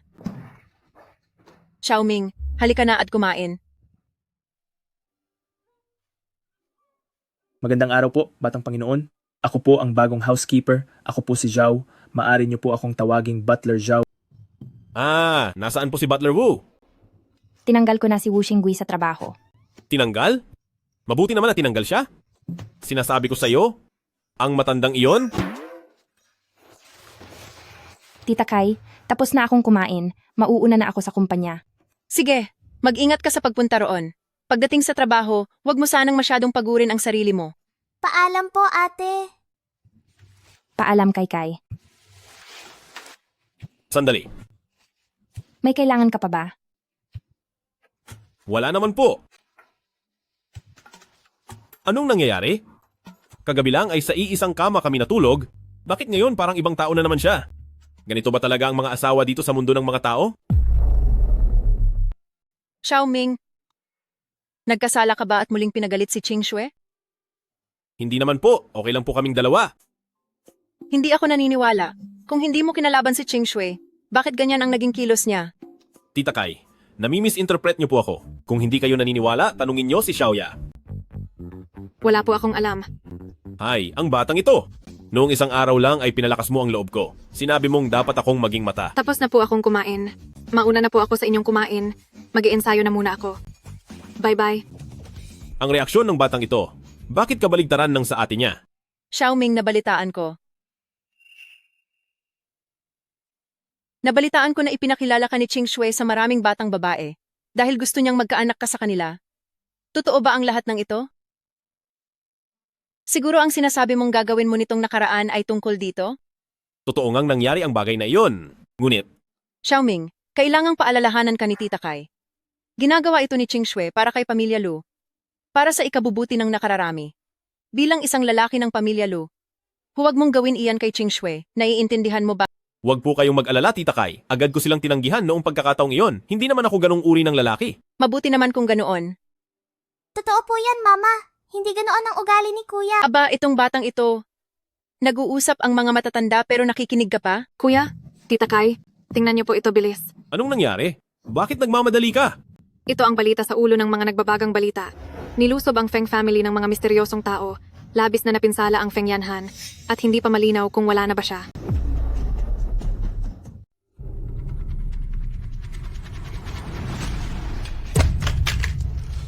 Sino ito? Sino ang naglabas ng balita? Pa, mukhang kakaiba ang pangyayaring ito. Sa tingin ko, posibleng mayroon. Sadyang gumawa nito bago ang malaking laban para puntiryahin ang ating pamilyang Feng. Mag-imbestiga ka. Kailangang malaman mo kung sino ito. Opo. Tapusin! Tapusin lahat! Xiaohan. Tapusin lahat! Xiaohan. Uubusin ko kayo! Xiaohan. Xiaohan. Ako ang papa mo. Ako ito. Pa, sabihin mo sa akin. Dali sabihin mo. Sino sila? Sino talaga ang may gawa nito? Xiao Han. Ginagawa ko na ang lahat para imbestigahan ito. Sa ngayon, ang pinakamahalaga ay ang paggaling mo sa iyong mga sugat. Ang espada? Nasaan ang espada? Nasaan na ang espadang iyon? Dalhin niyo rito ang espada.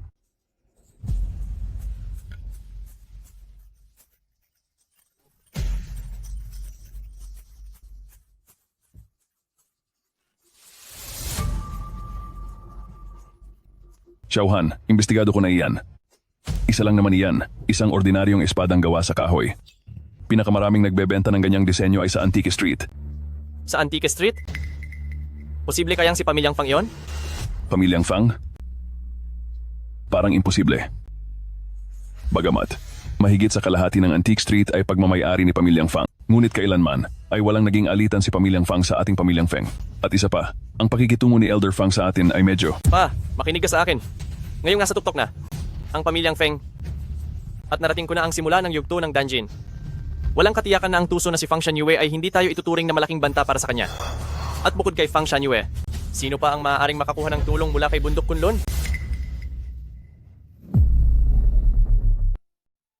Lolo, kumusta po? Ang binti ba ng upuang ito ay talagang may taglay na kapangyarihan? Wala akong nararamdaman. Kung totoo ang mga sinasabi nyo, ibig sabihin ay naglaho na ang kapangyarihang ito. Totoo po. Seryoso po ako. Kung hindi po kayo naniniwala sa akin, hindi rin ba kayo naniniwala kay ate? Tiyak po iyon. Noong mga oras na iyon, ang upuang ito ay parang may bigat na 1,000 kilo. Sinubukan ko pong buhatin ng buong lakas. Pero hindi ito gumalaw kahit kaunti. Sa halip, ang upuang ito ay naglabas ng parang mahiwagang kapangyarihan na nagpatalsik sa akin. Pinaalala nito sa akin ang tungkol sa inuwi noon ng inyong lolo sa tuhod, ang misteryo ng Bundok Kunlun. Ibig niyo pong sabihin, ang ating Pamilyang Fang na pinakaingat-ingatang yaman? Eksakto. May nakasulat doon na ilang Bundok Kunlun na kapangyarihan kung saan may isang tinatawag na teknik ng misteryosong Xuan Gang na mahika. Ang epekto nito ay kaparehong-kapareho sa sinasabi nyo. Mahika po? Ni wala ngang talentong pangkidigma si Luming, paano siya magkakaroon ng ganoong kapangyarihan? Lolo, sa tingin niyo po ba ay matagal na talagang nagtatago ng galing si Luming? Ayon sa mga lumang tala, ang kapangyarihang ito ay para lamang sa mga makapangyarihang pinuno na maaring gumamit nito. Mula sa antas ng Grandmaster hanggang sa Foundation Stage, kakailanganin ng hindi bababa sa 200 taon. Pero ang batang si Pamilya Lu ay 30 taong gulang pa lamang, kaya imposible ang sinasabi nyo na nagtatago lang siya ng galing. Kung ganoon, paano nyo ipapaliwanag ang tungkol sa binti ng upuan? Paano magagawa ni Luming ang epekto na katulad ng sa isang mahiwagang sining? Tungkol sa nangyari kay Feng Yanhan kagabi, nabalitaan nyo na ba? Siyempre, narinig ko po iyon. Ito ang pinakamalaking balita sa araw na ito.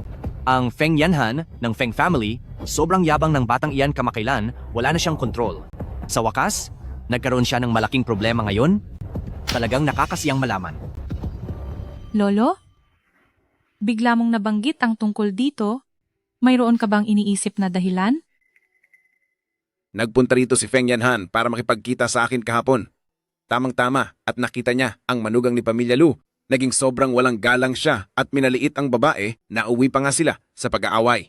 Bilang resulta, nang umuwi si Feng Yanhan nung gabing iyon, bigla siyang sinalakay ng isang lumilipad na espada.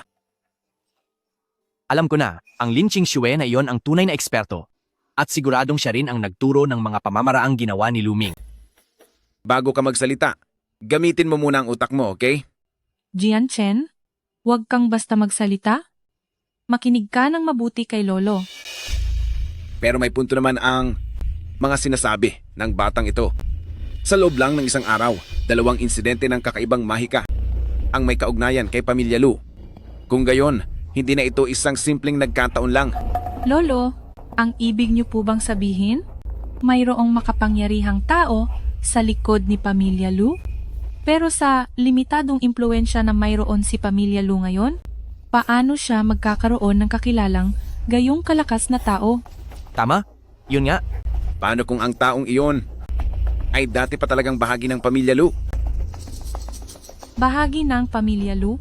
Hindi ba tanging ang Luming na lang ang natitirang kadugo ng pamilya Lu? Hindi ako iyon. Seryoso, hindi talaga ako iyon.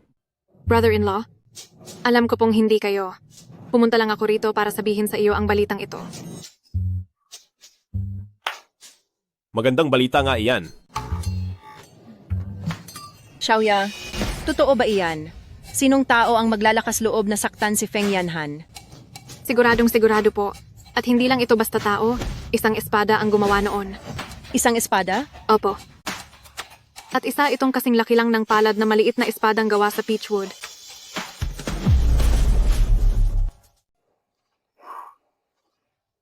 Sinasabing iyong maliit na kahoy na espada ay walang kahit sinong gumagamit, ngunit lumilipad ito ng kusa habang nagniningning at tinugis si Feng Yanhan sa buong daan.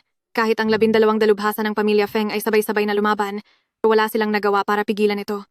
Iyong maliit na espada, sa isang mabilis na iglap, ay tinapos silang lahat. Sa huling atake, halos malagutan ng hininga si Feng Yanhan. Napakahiwaga talaga nito. Xiaoming, ikaw kahapon. Hoy! Iyon nga pala. Tapos na akong kumain. Medyo inaantok ako. Kaya babalik muna ako sa pagtulog. Tita Kai, magpatuloy lang kayo sa pagkain. Ha? Sandali, hindi iyon. Uy, bumalik ka rito. Hindi pa ako tapos magsalita.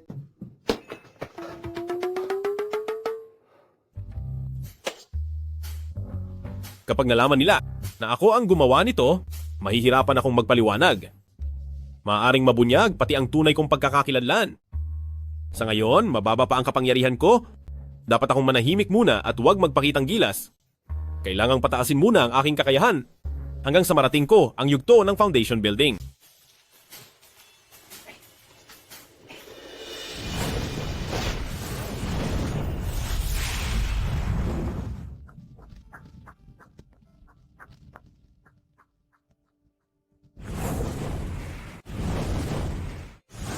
Kahit ang Taiyi Xuanchan art na ito ay kilala sa mabilis na pagpapalakas. Subalit, pagdating sa ika-4 na antas ng key training, halatang bumagal ang pag-unlad nito. Tila ba, kailangan ko pa ng mga tableta para sa key training upang mas bumilis ang aking paglakas. Sana ay si eldest Miss Fang ay maipadala na agad sa akin ang mga halamang gamot. Sino iyan? Ako ito. Ang asawa kong ito, hindi pa rin ba talaga siya susuko? Kung araw-araw siyang ganito, sinong lalaki ang makakatagal? Baka masira pa nito ang konsentrasyon ko sa pagsasanay.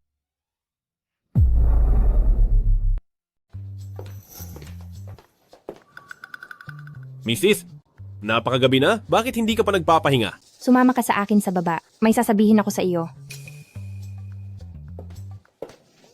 Sabihin mo na. Maupo ka.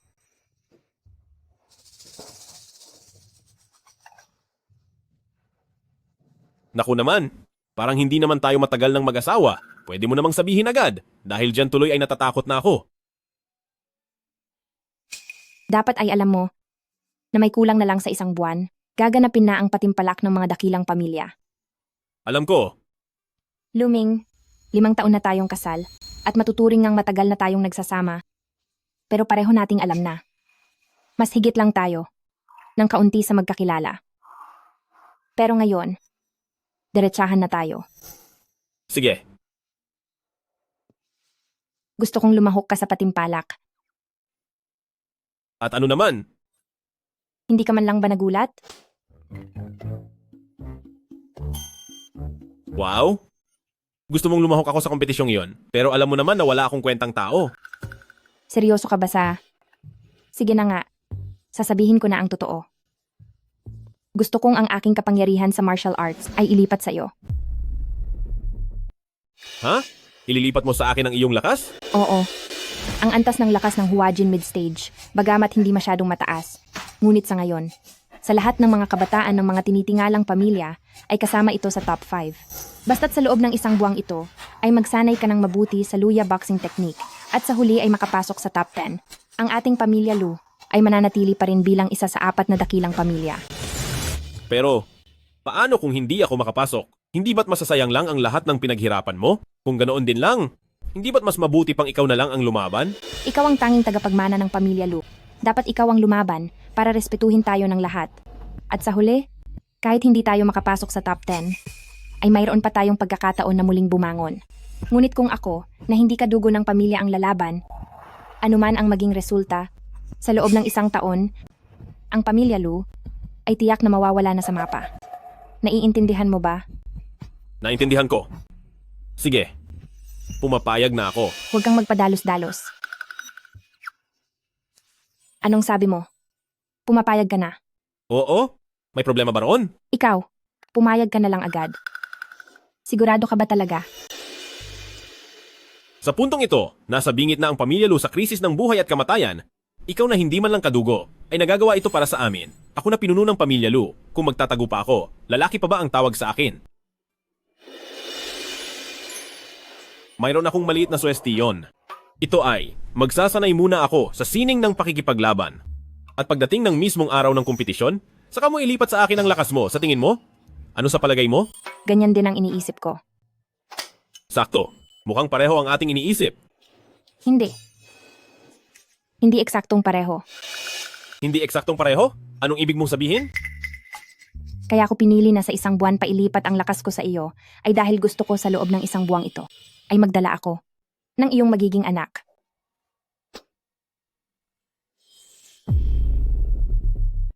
Ha? Matapos maipasa ang kapangyarihan, kailangan kong alagaan ang aking enerhiya. Sa loob ng 3 taon, hindi muna tayo pwedeng magtabi. Ngunit maaari nating pagpahingahin ang bata, kaya naman... Hindi pwede. Bakit hindi? Siyempre, para ito sa tamang timing ng ating pagsasama, para diretso agad ang ating tagumpay. Luming, binigyan na kita ng pagkakataon. Ikaw ang pumili sa akin.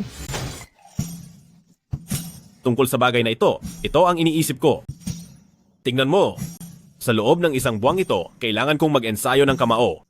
Pero ang tungkol sa mga ganoong bagay, masyadong nakakaubos ng lakas ng lalaki. Kapag masyadong madalas, hindi kakayanin ng katawan ko? Paano kung dumating ang oras na hindi maayos ang ensayo ko, tapos pati iyon ay hindi pa natuloy, edi wala nang natira sa akin? Pangako, kapag natapos na ang ensayo ko, bago ang malaking laban, maglalaan ako ng 3 araw, at magsasama tayo ng 3 araw at 3 gabi. Ito. Siguro naman ay kontento ka na?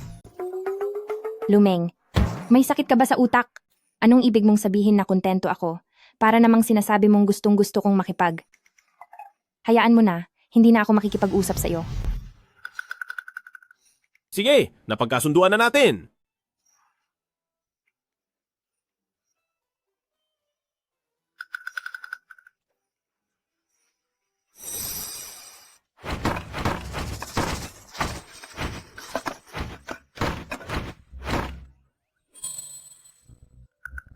Ano sa tingin mo, Xiaoya?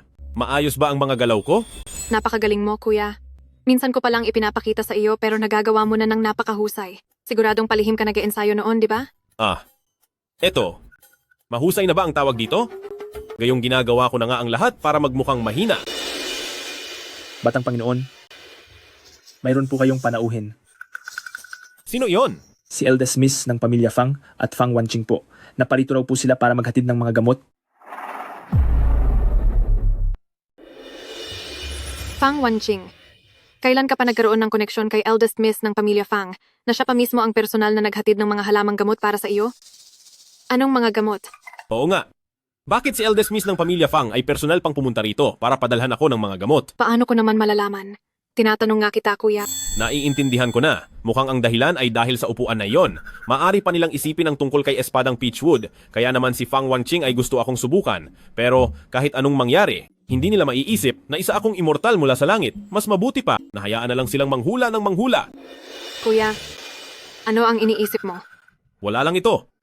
Butler Zhao, pakisabi na lang kay Miss Fang na masama ang pakiramdam ko at hindi ako makabangon sa kama. Kunin mo na lang ang mga gamot para sa akin. Pagkatapos ay magpasalamat ka na lang kay Miss Fang para sa akin. Masusunod po. Pinaalis mo lang siya ng ganoon? Si Fang Wanqing iyon, ang panganay na anak ng pamilyang Fang, isang taong kailangang bigyan ng labis na paggalang maging ni ate. Alam ko naman kung sino siya. Kung ganoon, bakit mo siya binaliwala ng ganoon? Siya ang magiging katunggali ko sa susunod na 1 buwan. Katunggali? Huwag kang mag-alala, Xiaoya. Pagdating ng oras, gagamitin ko ang teknik na itinuro mo sa akin at parurusahan ko siya. Yari na. Kuya, Mukhang nagkamali ako na purihin ka kanina. Sige na! Ipagpatuloy na natin ang pag-iensayo.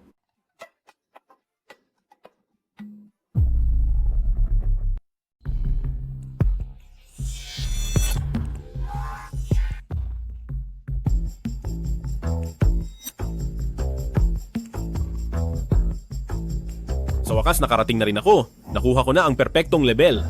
At ang susunod na hakbang ay ang magsanay kasama ang aking butihing asawa sa aming kapangyarihan para makumpleto ang pundasyon ko.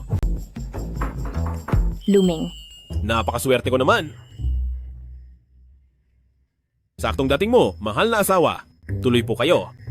Naaalala mo ba kung matapos ang 3 araw, anong klaseng araw iyon? Naaalala ko. 3 araw mula ngayon ay ang malaking kompetisyon. Yun na ang panahon para bawiin ang karangalan para sa pamilya Lu. Mabuti at naalala mo. Humiga ka na sa kama. Sige po. Ikaw, anong ginagawa mo? Hindi ba sabi niyo ay humiga na sa kama? Sabi ko humiga ka. Pero bakit ka naghuhubad ng damit? Eh kung hindi ako maghuhubad, paano ako makahihiga ng maayos? Sabi ko humiga ka para turuan kita ng teknik sa pakikipaglaban. Pagtuturo ng teknik? Ililipat mo ang lakas mo sa akin? Anong akala mo sa gagawin natin? Ang akala ko kasi, naku! Lumeng, noon mo pa iyan ipinangako sa akin. Ngayon, payag ka man o hindi, wala ka nang magagawa. Ay nako, syempre payag ako. Payag na payag ako. Pero misis, paano kung sabihin kong mayroon akong pamamaraan para sa ating dalawa na kayaring makamit ang layunin ng paglilipat ng lakas at mas epektibo pa? Gusto mo bang subukan? Sabi mo, mayroon ka ring ganyang pamamaraan. At mas maganda pa ang resulta. Tama ka. Sige, kung ganoon, sabihin mo, ano iyang sinasabi mo? Mula sa dalawa, pag-isahin ang enerhiya, magsabay sa paglalakbay para maabot ang tagumpay. Anong nangyayari? Ito na naman ang pakiramdam na iyon. Ang kamangha-mangha. Hindi ko kayang labanan.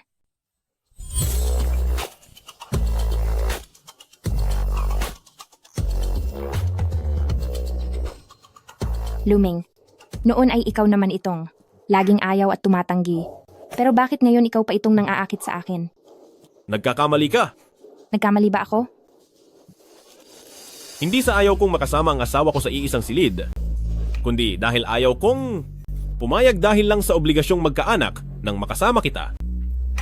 Ikaw si Lin King Shue. Ikaw ang asawa ko at hindi ka lang isang kasangkapan para kay pamilya Lu.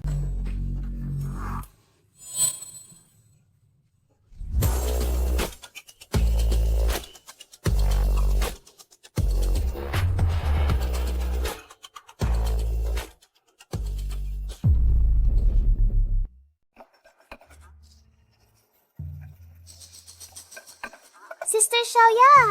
Sister Xiaoya! Kai, napakaganda mo naman ngayon. Sabi ni Mommy, kailangan nating katawanin ang pamilya Lu sa laban. Kaya dapat maging maganda ang suot natin. Ikaw talagang bata ka, napakasipag mo talaga. Ngayon na ang malaking labanan, pero hindi mo man lang maisip na bigyan ng pahinga ang sarili mo. Sa kompetisyong ito, bukod sa hindi makakalaban ng ate, ay gumaling pa ng tuluyan ng walang hiyang Feng Yanhan. Na iyon, kaya naman kailangan kong magsikap palalo para man lang hindi mapahiya ang ate ko. Pagdating kay Ching Shui, iyan sana ang itatanong ko sa iyo. Kasama na niya si Xiaoming sa loob at 3 araw na silang nagsasanay ng teknik, pero hanggang ngayon ay hindi pa rin sila lumalabas. Sa tingin mo, posible kayang may naging problema? Hindi iyan mangyayari. Palaging maingat ang ate sa kanyang ginagawa. Siguradong alam niya ang kanyang ginagawa. Maaring sadyang mahirap. At komplikado lang ang teknik na ito. Sana ay maging maayos ang lahat. Kung hindi,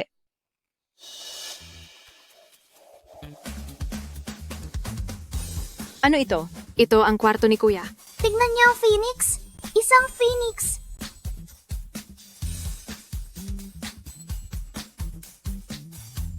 Napakagandang phoenix. Napakaganda talaga ng phoenix na iyon.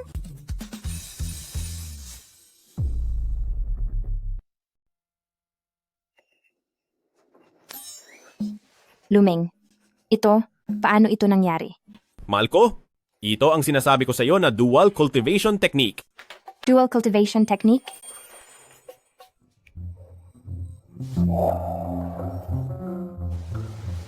Paano mo ito nagawa? Mahal ko, ang mga damit mo. Sa antas ng dungeon, kayang pagalawin ng mga bagay gamit ang isip. Siguro naman ay alam mo iyon, di ba? Dungeon? Ibig mong sabihin, nasa antas ka na ng dungeon ngayon? Hindi lang ako, pati ikaw din, mahal ko. Nandoon ang mga damit ko. Kung maaari sana, ay pakikuha mo naman para sa akin.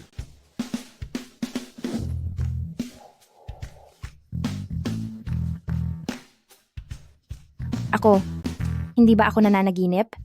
Totoo ba ito? Luming, bilisan mo at sabihin sa akin na totoo ito. Totoong totoo ito.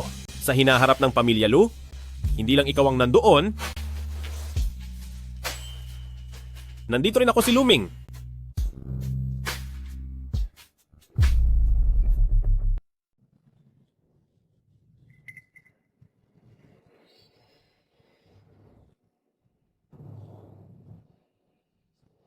Elder Fang, tingnan mo. Ngayon, tanghaling tapat na. Pero itong si Pamilya Lu ay wala pa rin dito. Sa tingin ko, ay hindi na siya darating. Ate, ang batang iyon, posible bang hindi talaga siya pupunta? Kuyang Ning, ano po ang tingin nyo? Mas mabuti na rin iyon. Tutal sa araw na ito, ang Pamilya Lu ay sigurado ng matatanggal sa hanay ng 4 na dakilang pamilya. Kung sila ay hindi darating, makakatipid tayo sa mahabang usapan. Pagkatapos ng kompetisyon ngayong araw, ay muling itatakda ang bumubuo sa 4 na dakilang pamilya at iyon na iyon. Tila ba? Ito ang gusto ng nakakarami. Elder Fang, bakit hindi nyo pa i-anunsyo ang pagsisimula ng kompetisyon?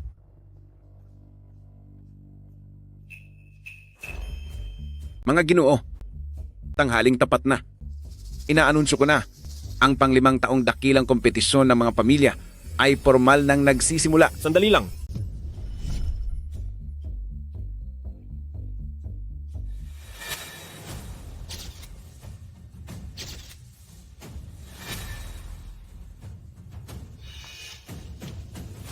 Ang pinuno ng Pamilya Lu na si Luming, kasama ang buong pamilya, Pamilya Lu, ay nagbibigay galang sa inyong lahat.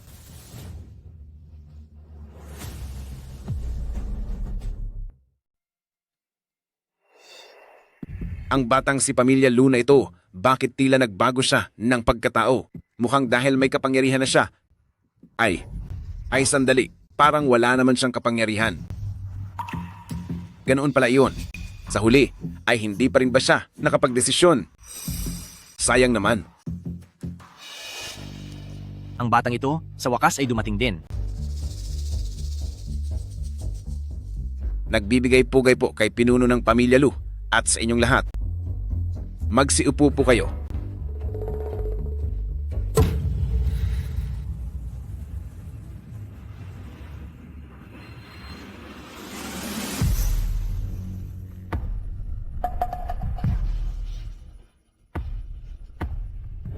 Bata, akala ko ay hindi ka na mangangahas na pumunta.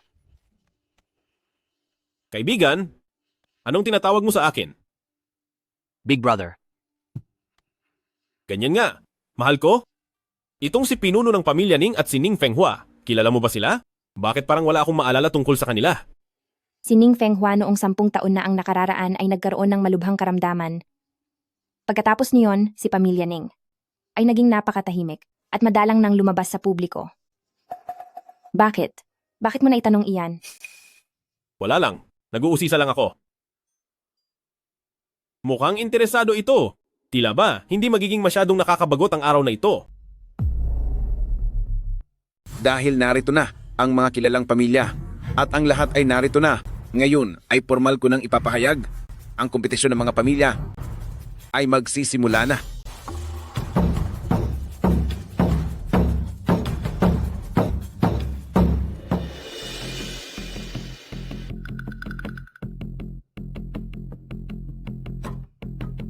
Pamilya Lu, laban kay Feng family. Ayos.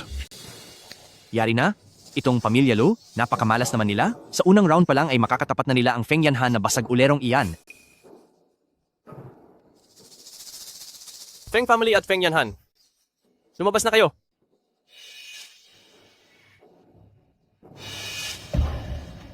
Pinuno ng pamilya Lu?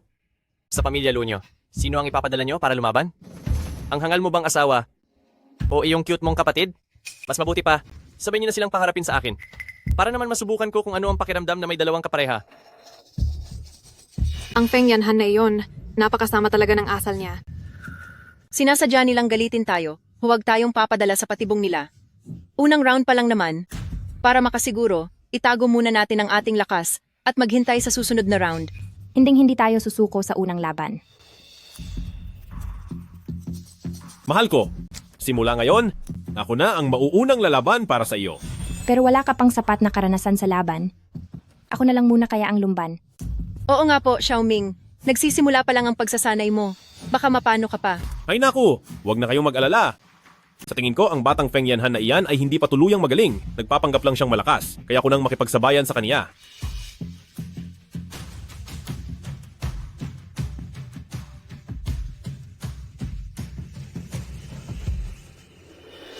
Bakit siya? Posible kayang pinalipat ni Lin ang lakas niya rito. Pero bakit wala akong maramdaman na anumang lakas sa loob ng katawan niya? Mukhang ibinigay nga sa iyo ni Lin Qingxue ang kanyang kapangyarihan, pero wala ka pa ring silbi. Para sa isang talunang tulad mo, sinayang niya ang napakagaling niyang talento. Talagang napakahangal niya. Ikaw, bata ka. Tila nakalimutan mo na agad ang sakit na naramdaman mo dati. Kumanda ka sa akin. Kayong dalawa. Idaan na lang natin to sa tunay na labanan.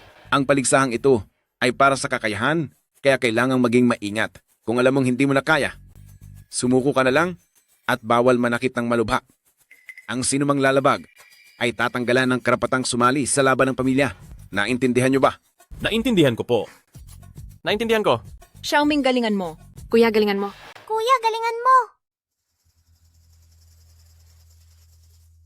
Ang laban ay magsisimula na ngayon.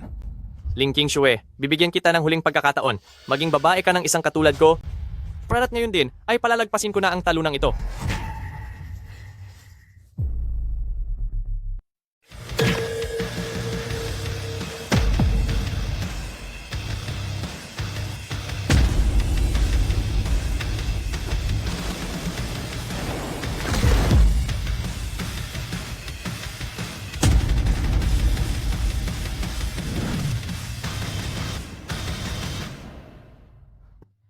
Yay! Nanalo si Kuya! Napakagaling mo, Kuya! Anak ko, Xiaohan, Akala ko ba ay patas ang laban? Napakalakas naman ng asawa ni ate. Mukhang si Feng Yanhan ay hindi pa talaga gumagaling sa tinamo niyang malalang pinsala. Ito. Paanong nangyari ito? Si Feng Yanhan ay isang mahusay na eksperto ng Danjin. Bakit siya napatalsik ni Luming sa isang palad lang? Napakabilis niya. Kahit ako ay hindi iyon nakita ng malinaw. Paanong mangyayari iyon? Tama nga kaya ang hinala ko? Yung lolo ng pamilyang Lu mula sa 200 taon ang nakalipas ay nagbalik na. Ang lupit mo, Big Brother. Sobrang lupit. Ang lupit talaga. Ate, nakita mo ba iyon? Kahit anino ni Big Brother, ay hindi ko nakita. At si Feng Yanhan, bigla na lang siyang lumipad. Mali. Ang suntok na iyon ay hindi lang para sa isang nasa gitnang antas ng Huajin. Ate, nanalo si Kuya. Sa isang suntok lang ay natalo na niya si Feng Yanhan. Mabuti na lang, may pag-asa na ang ating pamilya Lu. Kumusta po? Okay na ba ang pakiramdam niyo, mahal ko?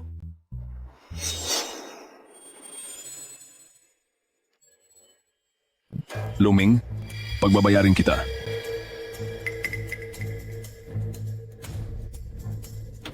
Hinto.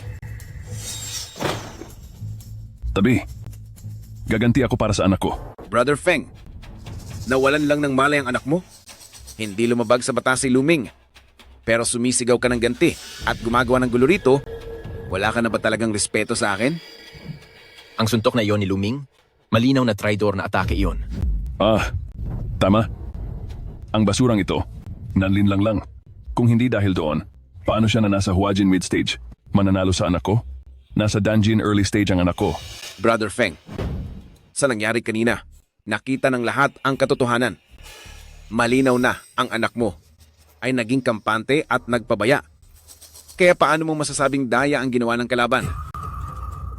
Elder Fang, maraming salamat po sa inyong hustisya.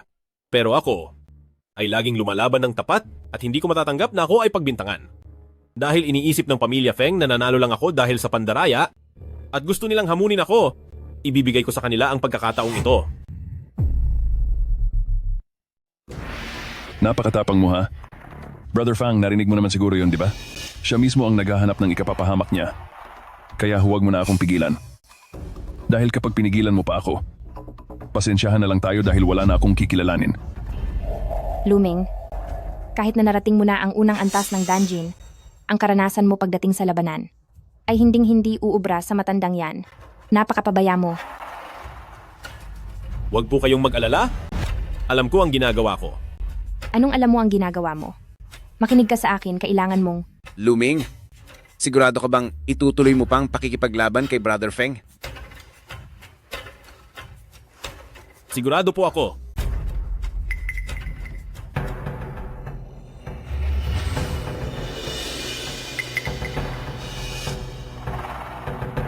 Magsimula na ang laban. Pagbabayarin kita.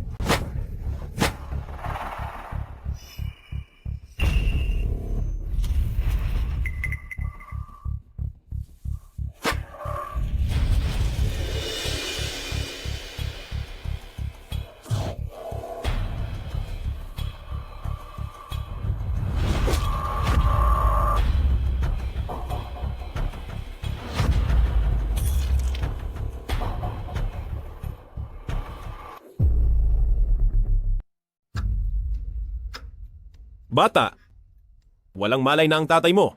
Ngayon, siguro naman hindi mo nasasabihin patago ang pag-atake ko?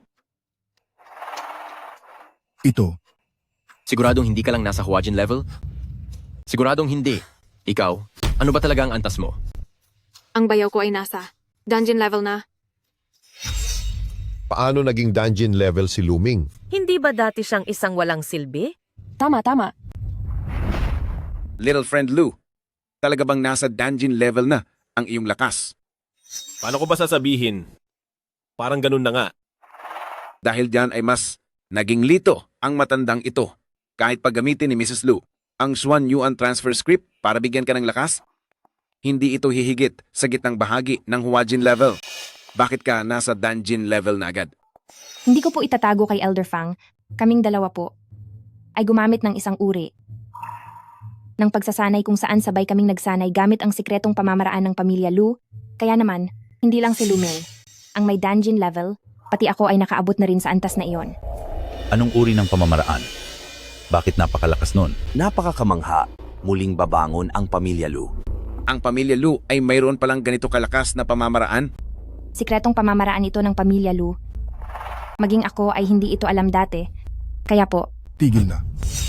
Hindi ko na kayang makinig pa sa mga sinasabi nyo.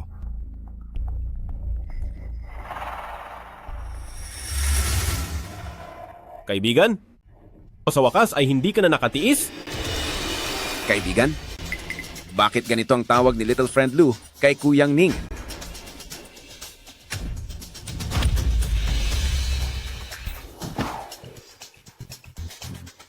Brother Fang, ito ang dahilan. Isang immortal. Isa kang immortal na naglilinang. Isang magsasaka ng kawalang hanggan. Isa kang immortal cultivator? Immortal Cultivator?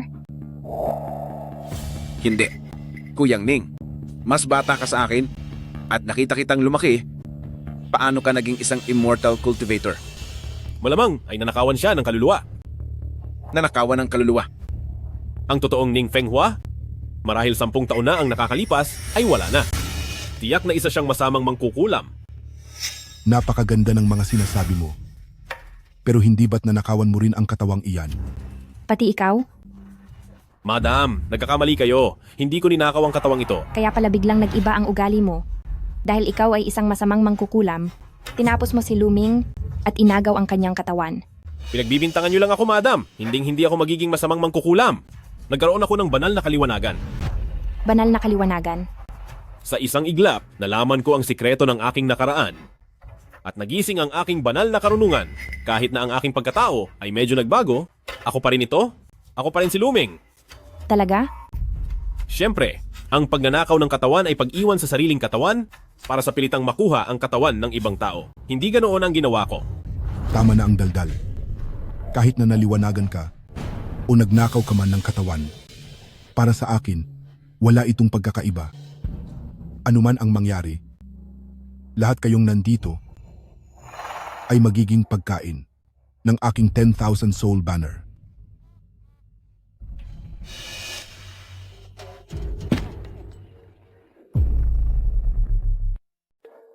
Lolo, anong gagawin natin?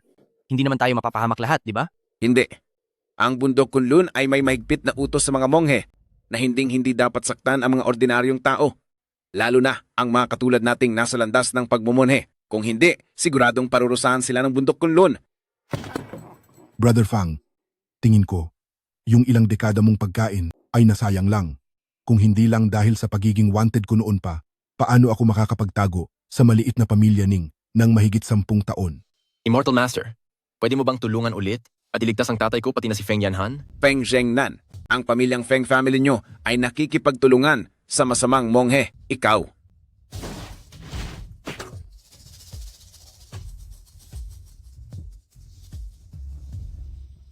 Hangal, akala mo ba talaga ay nagpapakawang gawa ako? Kaya pala si Feng Yanhan na bata ay ikaw ang nagpagaling?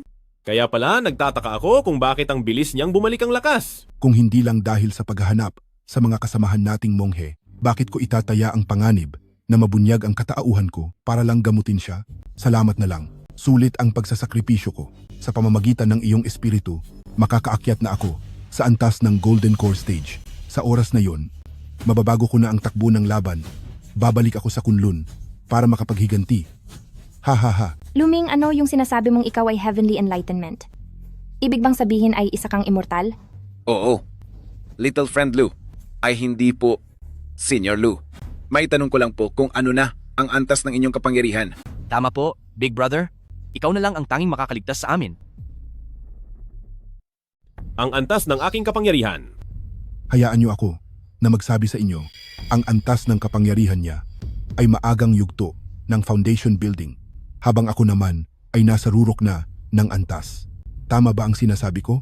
Daoist, fellow Lu. Tama ka.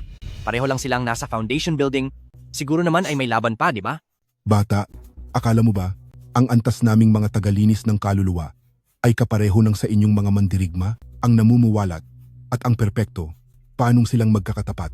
Sinasabi ko sa iyo, ang agwat ng maagang foundation building at ng rurok na foundation building, ang laki ng pagkakaiba, parang ang lolo mo na si Jiang Zhao, ang nangungunang mandirigma, laban sa... Oo nga pala, ang agwat niya kay batang babae. Iyon ang pinagkaiba nila. Naintindihan mo ba? Maliwanag na ba sa iyo? Tapos na. Siguradong wala na tayong takas nito. Kaibigan, susuko ka na ba? O kailangang dumanas ng parusa? Hindi ako naniniwala. Batang babae, sa anong hindi ka naniniwala? Hindi ako naniniwalang matatalo mo ang kuya ko. Pasensya na po, pasensya na kung ano-ano ang sinasabi ni batang babae. Hindi. Bitawan niyo siya at hayaang magsalita. Yung talunang iyon, ang walang hiyang iyon. Bakit hindi ka naniniwala? Dahil nakikita kong ang kuya ko ay hinding-hindi natatakot sa'yo. Talagang ikaw, batang babae, ang tunay na nakakaalam sa iyong kuya. Hanggang ngayon, nakukuha mo pang tumawa? Hindi mo ba talaga alam kung gaano kalupit ang aking mga paraan? Kaibigan, nagkakamali ka. Walang sino man ang mas nakakaalam tungkol sa masasamang nilalang kaysa sa akin. Higit 10 taon mo nang tinitiis ito at siguradong gusto mong magwala at lasapin ang sarap ng pagpapahirap. Pero ikaw, napakalaking pagkakamali. Naituring mo akong biktima. Gaya ka rin pala ni batang babae na napaka-inosente.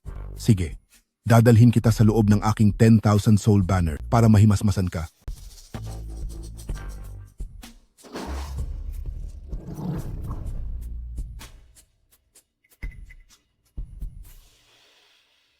Luming, Huwag kang mag-alala, mahal ko. Umatras muna kayo. Mga kaluluwa, makinig sa utos ko. Buksan ang lagusan ng kadiliman, libu-libong bandila. Tawagin ang kapangyarihan. Ano bang pinagsasabi mo dyan? Bandila, halina rito.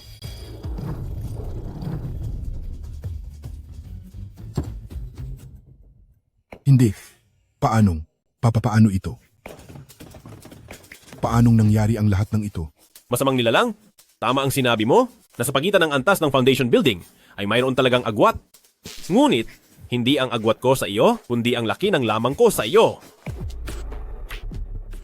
Kalokohan. Ang 10,000 soul banner na ito ay pinalakas ko gamit ang sarili kong dugo. Sa tingin mo ba ay makukuha mo ito basta-basta? Inuutusan kita ngayon. Ibalik mo agad yan. Kung hindi, pahihirapan kita ng husto. Lakas ng loob mong magutos? Nakuha ko ito sa sariling kakayahan, bakit ko naman ibabalik sa iyo? Kung gusto mo, ikaw ang lumapit dito. Hoy, magbabayad ka. Sandali, nakita nyo naman lahat. Siya itong kusang lumalapit sa akin. Huwag nyo akong sisisihin. Salamat po sa iyo, mahal na nilalang, sa pagliligtas sa aming buhay. Wala iyon, hindi na kailangan ng pasasalamat. Tumayo na kayo. Elder Fang, tungkol naman sa kompetisyon na ito, sa tingin mo ba ay dapat pang ituloy? Masyado mo po kaming pinapahiya, mahal na nilalang. Kung ganoon, ang aming pamilya Lu, mula sa araw na ito ay hindi pala ngayong sandaling ito. Ang pamilya Lu ay siyang magiging pinuno sa 4 na grupo ng Jiangsu. Misis ko, sa resulta bang ito, ay masaya ka na? Hindi naman nasayang ang 3 araw at gabi natin na matinding pag-iensayo, di ba? Elder Fang, pakiusap, ikaw na ang bahala na mag-ayos ng mga naiwan dito. Pagkalipas ng 3 araw, pupunta ang Qingshui sa inyo upang pag-usapan natin ang mga susunod na hakbang. Huwag po kayong mag-alala. Pagkatapos ng 3 araw, siguradong darating ako sa tamang oras upang bisitahin ang pamilya Lu at si Mrs. Lu. Kung ganoon, sige. Isama mo rin ang Miss Fang pagdating mo. Pati na ang aking kaibigan. Magsasalo-salo tayo ng tsaa at magkukwentuhan. Big brother. Para nakitang tunay na big brother. Uwi na tayo. Mahal na nilalang na Lu. Uwi na. Yehey! Sabay-sabay tayong uwi.